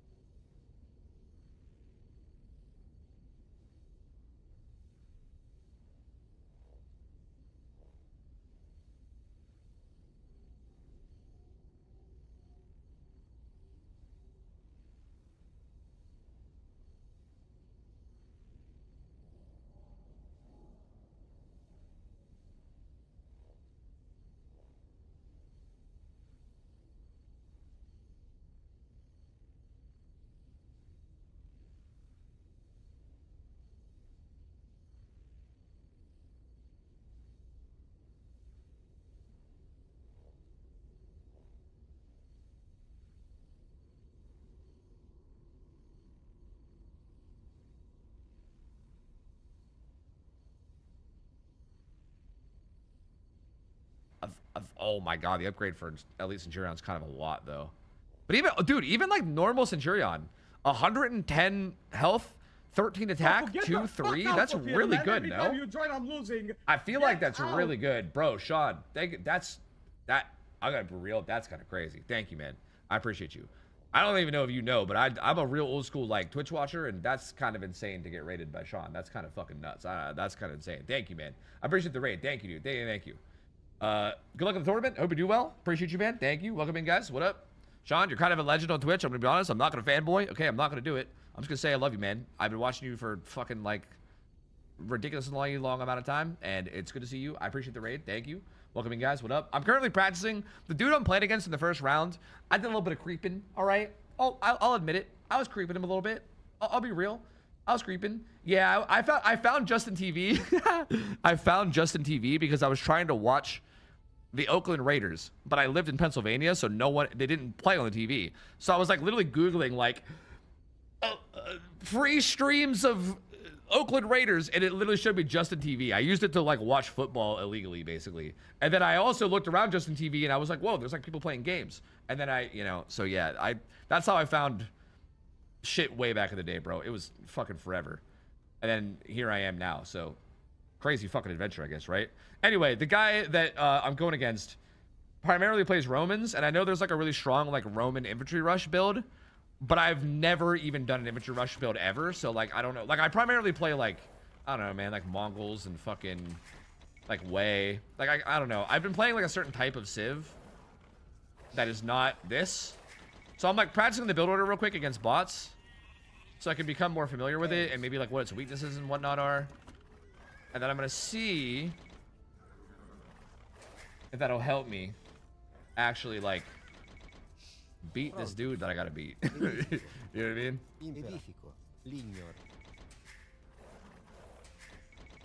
But I don't know. Journals are pretty solid, but they make even juicier targets for conversions. Oh yeah, true. I guess that's a good point. I guess if he goes monks, that's probably a big problem, no? Bro, what the hell? What the hell are you sheep doing, bro? Let's relax now. Let's relax.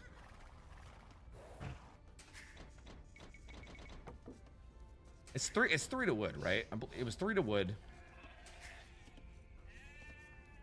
Okay, I have a stupid question you guys might have an answer to. Bro, okay. Like, this is how one-dimensional I've been because I just have so few games. I've been doing like 2 to wood every game, and then my 7th villager goes to boar, and it lines up like mwah. Like the sheep run out right as the boar gets there, and it's like no decay. Things are fucking lovely. Like this build order says to send 3 to wood, and then immediately go for boar. But every time that happens, it's like the boar comes right as like a sheep like is at like 80% or 70% or something, and it's like kind of awkward. Like, is there like a way to combat that? Like, I guess I could just put the driver on the sheep. Yeah, I guess it's probably obvious. Like, I don't even know why I'm asking. I could probably just put the driver on the sheep instead of the boar. And then like, whoops. And then just kind of like send him out a little bit delayed, you know? Like, that's probably the obvious solution here. Like, for instance, right here, like I would normally have someone going for the boar right now, right? And they would get there like a kind of an awkward time. Or I could just send the next one. Wait, if I sent the next one, would that be like perfect? That might be like perfect, actually. Well, I don't know if I'd say perfect. Well, I don't know if I'd say perfect. I probably should have sent the other one. Yeah, that's going to be a little bit. That's going to be a little bit. No, that's going to be a little bit. Yeah. See, like, I don't want to kill another sheep right here. Like, what do you do? I don't want to kill another sheep, but I also don't want to fucking, you know, idle this, like, have this much idle time on my food either. So, like, it just feels weird to me. I think I just got to, like, put him on the sheep and then just send him, like, manually after a couple seconds, you know? Seems to be the play. Because that felt really awkward. Like, I didn't really like that very much at all. Prontus. Salve. Edifico. Edifico. Colligo. Yeah, just build order as you feel like it? Yeah, I guess so. Can you push it? What the fuck even are these things? Invenor. Salve. Colligo. Like, I think I'm supposed to, like, just be sending a billion gamers to berries now? No? Wait, I forgot to get motherboard. Not like this. Where's motherboard? Is he in this little shadow here? I swear motherboard was right there, right? I swear he's in the shadow, right? I swear that's where he was. Right? Uh-oh. Uh-oh, team. I didn't get both boards, right? Is he in this little shadow? Uh-oh, team. Am I stupid? Team, don't answer that. Team, I'm scared. Don't answer that. Where's my board, bro? Using scout would be smart, but I just wanted to find it with my villager and feel good about it. Yes, I fucked him. Uh-oh, team. Uh-oh, team. Uh-oh, team. Uh-oh, team. Uh-oh. It's okay. I mean, we still have the correct amount of people on. There we. Why are you mining fucking gold, bro? Team. It might be over for me. It might be over for me, team. I can't lie to you. That was a lot of idle time, dude. Like, I even have enough to go up here? I don't even know if I will. I feel like I probably don't.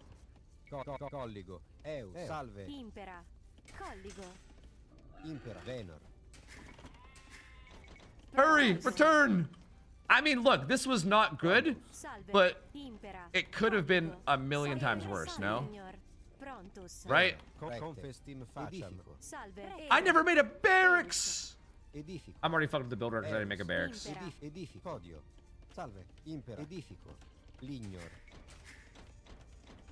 I mean, yeah, I'm housed, but I think I'm meant to be like going up because I go up at like 20 pop, so I think it's fine.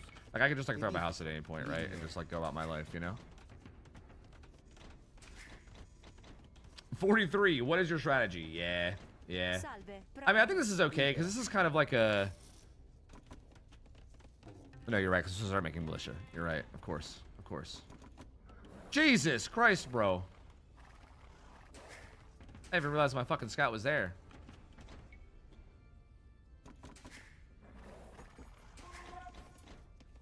Hey, I see his scout. Hey, nice wood line. Yo, that's a lot of woodworkers you got there, son.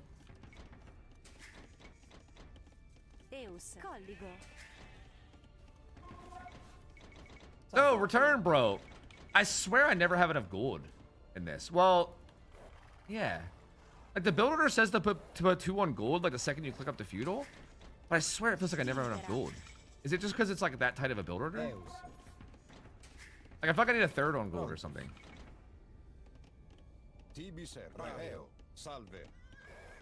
Like I feel like this is super late, no? Okay, well that's also fucking stupid to do too. But I mean I feel like that feels super late. Like obviously I fucked it up a bunch. But I feel like that was super late. Let me just get a whole new map. Let me try it one more time against bots and then I'll just go play against people. Because again, I think at this point my elo doesn't really matter. I think I can just lose games, it doesn't really matter. Yeah, I took a week off because I went to DVD Con, yeah. Yeah.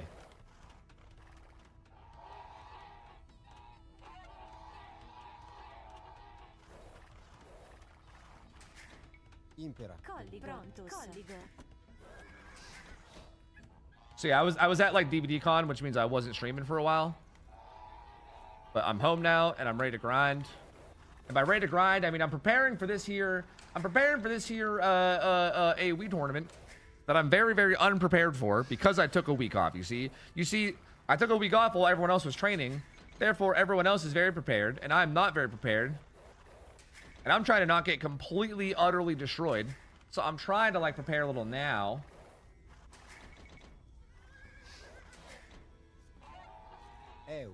Yeah, I've seen that. Yeah, I've seen the website. I think Survivalist made it, right? It's not really about constant production though, because I know that like I think 2-1 gold's enough to have constant militia production. It just feels like it feels like it happens kind of late.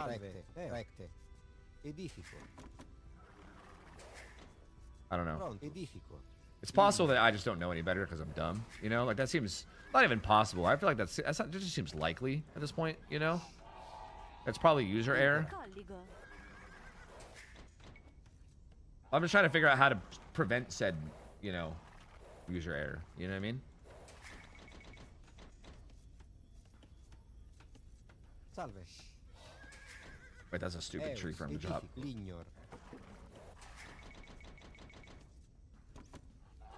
Salve. Colligo.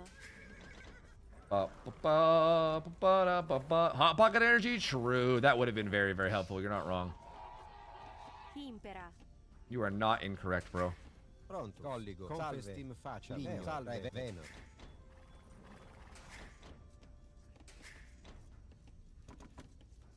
Salve. Like, is this timing going to be better? I don't know. Why does this board feel so far away, bro? Impera. Eus. I mean, it's a little better, but I still could have did it even earlier still. Like, this is still... That's a lot of idle time, no? Confestim facciam. Venor. Salve. Salve. Confestim facciam. Like, that felt like a lot of idle time. Would you mind turning off fog on the graphic settings? Makes the game look all blurry. I would love to do that for you. I would love to do that for you. What about blood? Where's fog? Fog. Come on, Tofu, you can see it. You could do it. Animate fog. Got you. That does kind of look better. You're not wrong. Whoa, is there anything else like that I could do? What the fuck? My man just gave me like a cheat code to seeing better. Anyone else got any fucking cheat codes, bro? What in the world?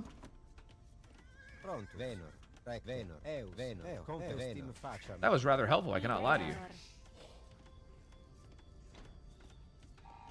I might need to eat that there. I might need to eat that there, sheep, but I don't know.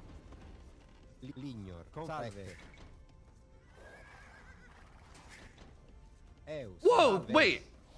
The board... Fuck, the board de-aggroed. Confestim facciam. Prontus. Prontus. Salve. I probably could have not killed that sheep, but it's too late now. Venor. Prontus. Venor. Colligo. Sure.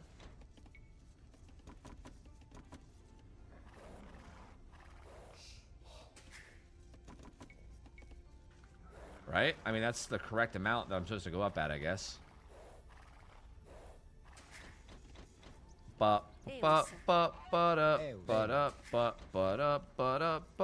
Don't you murder anymore. Don't you murder these turkeys, bro. Stay the fuck away from these turkeys. Yeah, I think they are. I think they're staying away from the turkeys. Life is good.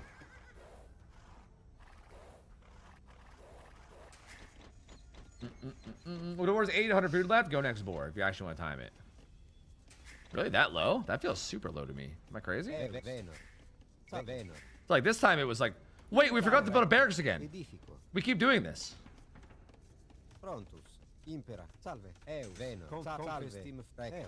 Also, I feel like I need to go to gold right away.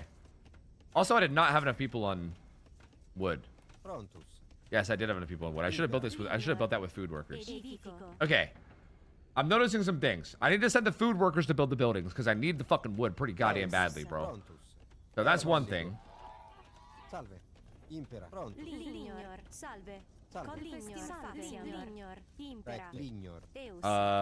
Like these guys need to make a fucking, you know what I mean? I also need a fucking house. I got the wood for it. You know what I mean? I got no fucking militia pumping because I didn't build a fucking house because I didn't have anything ready. Like, bro, I'm telling you, like, I can't. I'm not ready. I ain't ready, bro. 4 barracks is better for Romans. I know. I would have loved to build the barracks up here with like someone under the TC. Like, I think that would have been the smart thing to do. But you see, I'm not smart. I'm not a smart person. That's the problem here. Like, you guys are saying things that people would do if they were smart, and you seem to be missing the vital flaw of the plan here. Salve.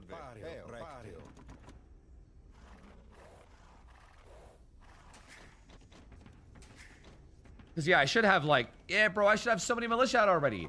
Like, I mean, I think I see the vision. Like, ideally, by now, like, okay, I think if the build order was actually, like, better executed, I would already have 2 people on gold, like, way earlier. Like, I think the second I click, I send 2 people to gold. I would already be pumping out militias. You know what I mean? Let me... I know I said one more. Let me do one more for real, for real. This is going to be really annoying. I'm sorry. But, like, I just need to, like, figure this out. Okay? Pronto. Edifico.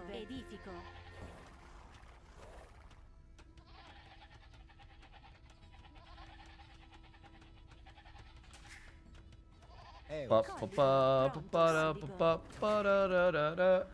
I was there just being better at the game. That's a good idea. I should try that. You're right. I should try that.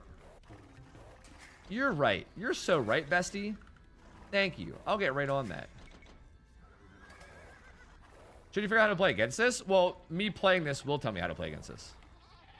I firmly believe that the best way to learn how to play against anything is just to play as it. Like, that's the most intuitive way to me. Like, I think that either A, I'll just see what people do against me that works, right? And I'll just, like, be able to witness it, like, secondhand. Or B, I'll just be able to tell because I'm doing the strategy. So I'll be able to tell, like, where the obvious weak points are. You know what I mean? So that's exactly why I'm playing it. Like, it's just maybe a different route, you know?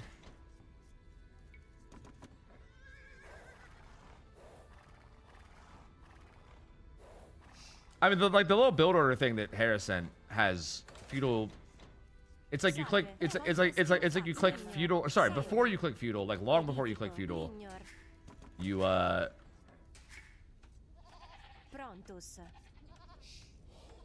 where are you going, bro? Colligo. Like he basically has you building the barracks like not loom, bro. Like way before. Sorry, I was trying to get the words out, but I was also trying to focus. Like way before. Yeah. Salve. Colligo. Prontus. Colligo. Fuck it, we'll just have you kill that guy. Fuck it. Kill that sheep, bro. Get crazy. Impera. Colligo. Faziam.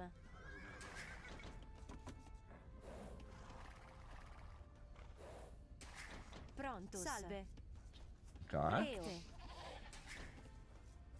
I guess supposed to be sending gamers towards the berries now, son. Salve. Eus. Confestim Colligo. Impera. Salve. Venor. Salve. Venor. Eus. Prontus. Salve. Right. Edifico. Yarp. I gotta mill them berries. Yup. Venor. Impera. Prontus. Salve. Edifico. Edifico. I just be sending all kinds of gamers to fucking berries now, bro. I be sending all kinds of gamers to the berries. Gamers just be doing berries now, you know? Berries is just their fucking life now. Prontus. Impera. Salve. Where'd that boar go? Venor. Don't play games with me, boar. Salve. Don't be playing games with me, man. Salve. Like, I think at like 18 vills or something is when. Impera. Venor. Salve. Prontus. Venor. Eus. Venor. Salve. Why is this guy such a dick, bro? Why is this bot such a dick? Yeah, I think it's after the next vill is when it says to build the barracks, which I guess is maybe just whenever I have the. I guess the answer is just really. I've never seen a bot have such an aggressive scout before. That's interesting. Like right now it says to build the barracks, but I don't got the fucking food for this barracks, bro. Wait, that was actually supposed to be the food. I think it's fine. I think I'll still make it. Salve. Salve. Edifico. Colligo. No! Got away, baby. Got away, baby. Wait, do I have the food for this? I think so. Impera. Colligo. Salve. Confestim facem. Edifico. Wait, you were definitely supposed to be on wood. Salve. Eus. Venor. I mean, I got the food for it. Wait, gold. Prontus. Wait, see, like I need people on gold like yesterday. Like fucking yesterday, bro. Salve. Confestim colligo. Right? And 2 people need to go to fucking wood, no? Right? Something like this. Is this even right? Yeah. Wait, it's supposed to be 792. Why do I have 10? Wait, I have 1 more villager. Wait, I'm supposed to go up at 19 pop, not 20 pop. No, it says villager pop. No, okay, never mind. I'm 20 pop because of my fucking. I see. I'm 20 pot because my scout died. No, my scout didn't die. Salve. Wait. Salve. I went up at one villager too short. Or too many? What the fuck is happening? 792 is what I should have. And I have 892. But I have 20 pot. But it says 19 pot. What? Am I fucking dumb? The math ain't mathin'. The math ain't mathin'. What? I have 19 vills. I'll vote no, son. I didn't build a mining camp like a dumb bitch. The math ain't mathin', son. The math ain't mathin'.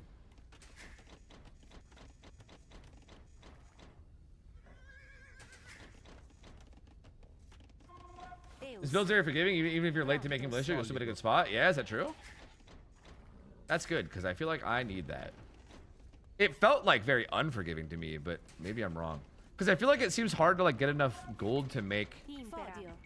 Like even here, like, I think I'm supposed to make 5 militia before I get man-at-arms. But that seems hard as fuck.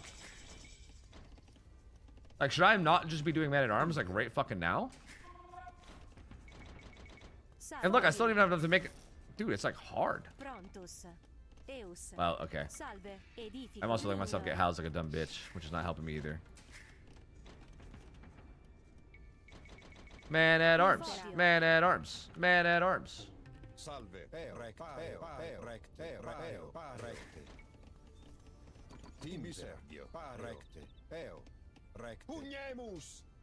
That guy was low, bro. Fuck him up. Oh, you're a goddamn failure. Bro, fuck that scout.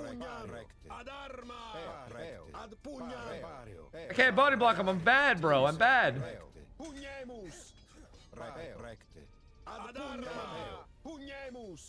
Kill him! Kill him! Ah, get out of there! Okay, fine. All planned.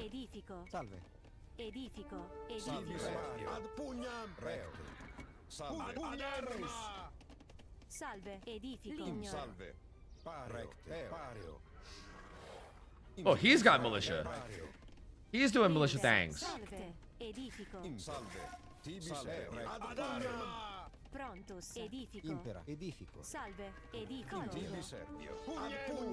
Bro, they're fighting back? What in the world? What in the world? I mean, this feels like not the play for the bot at all, bro. The bot is desperate. Wait, I'm out of food. Yo, villagers way more important than military, bro. Let's calm down. Okay, wait, they kind of fucked my shit up. I'm not gonna lie. Oh wait, I should be getting a blacksmith. No, I feel like I should be getting a blacksmith like fucking forever ago. Like I got him yesterday. I forgot. That's like the big benefit of this civ is that they get the extra fucking armor. No.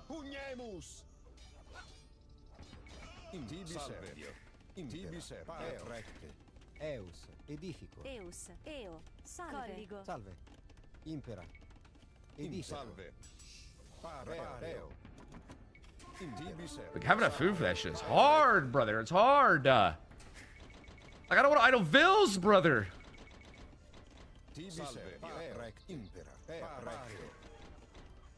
I feel like it's got to be more worth than numbers at some point, right? There's got to be like a certain number of man-at-arms where like getting that armor upgrade is more worth.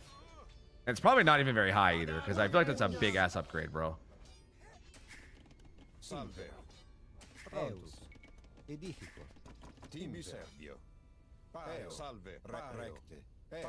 feel like I could be doing something on my scout too, but also like, I don't know.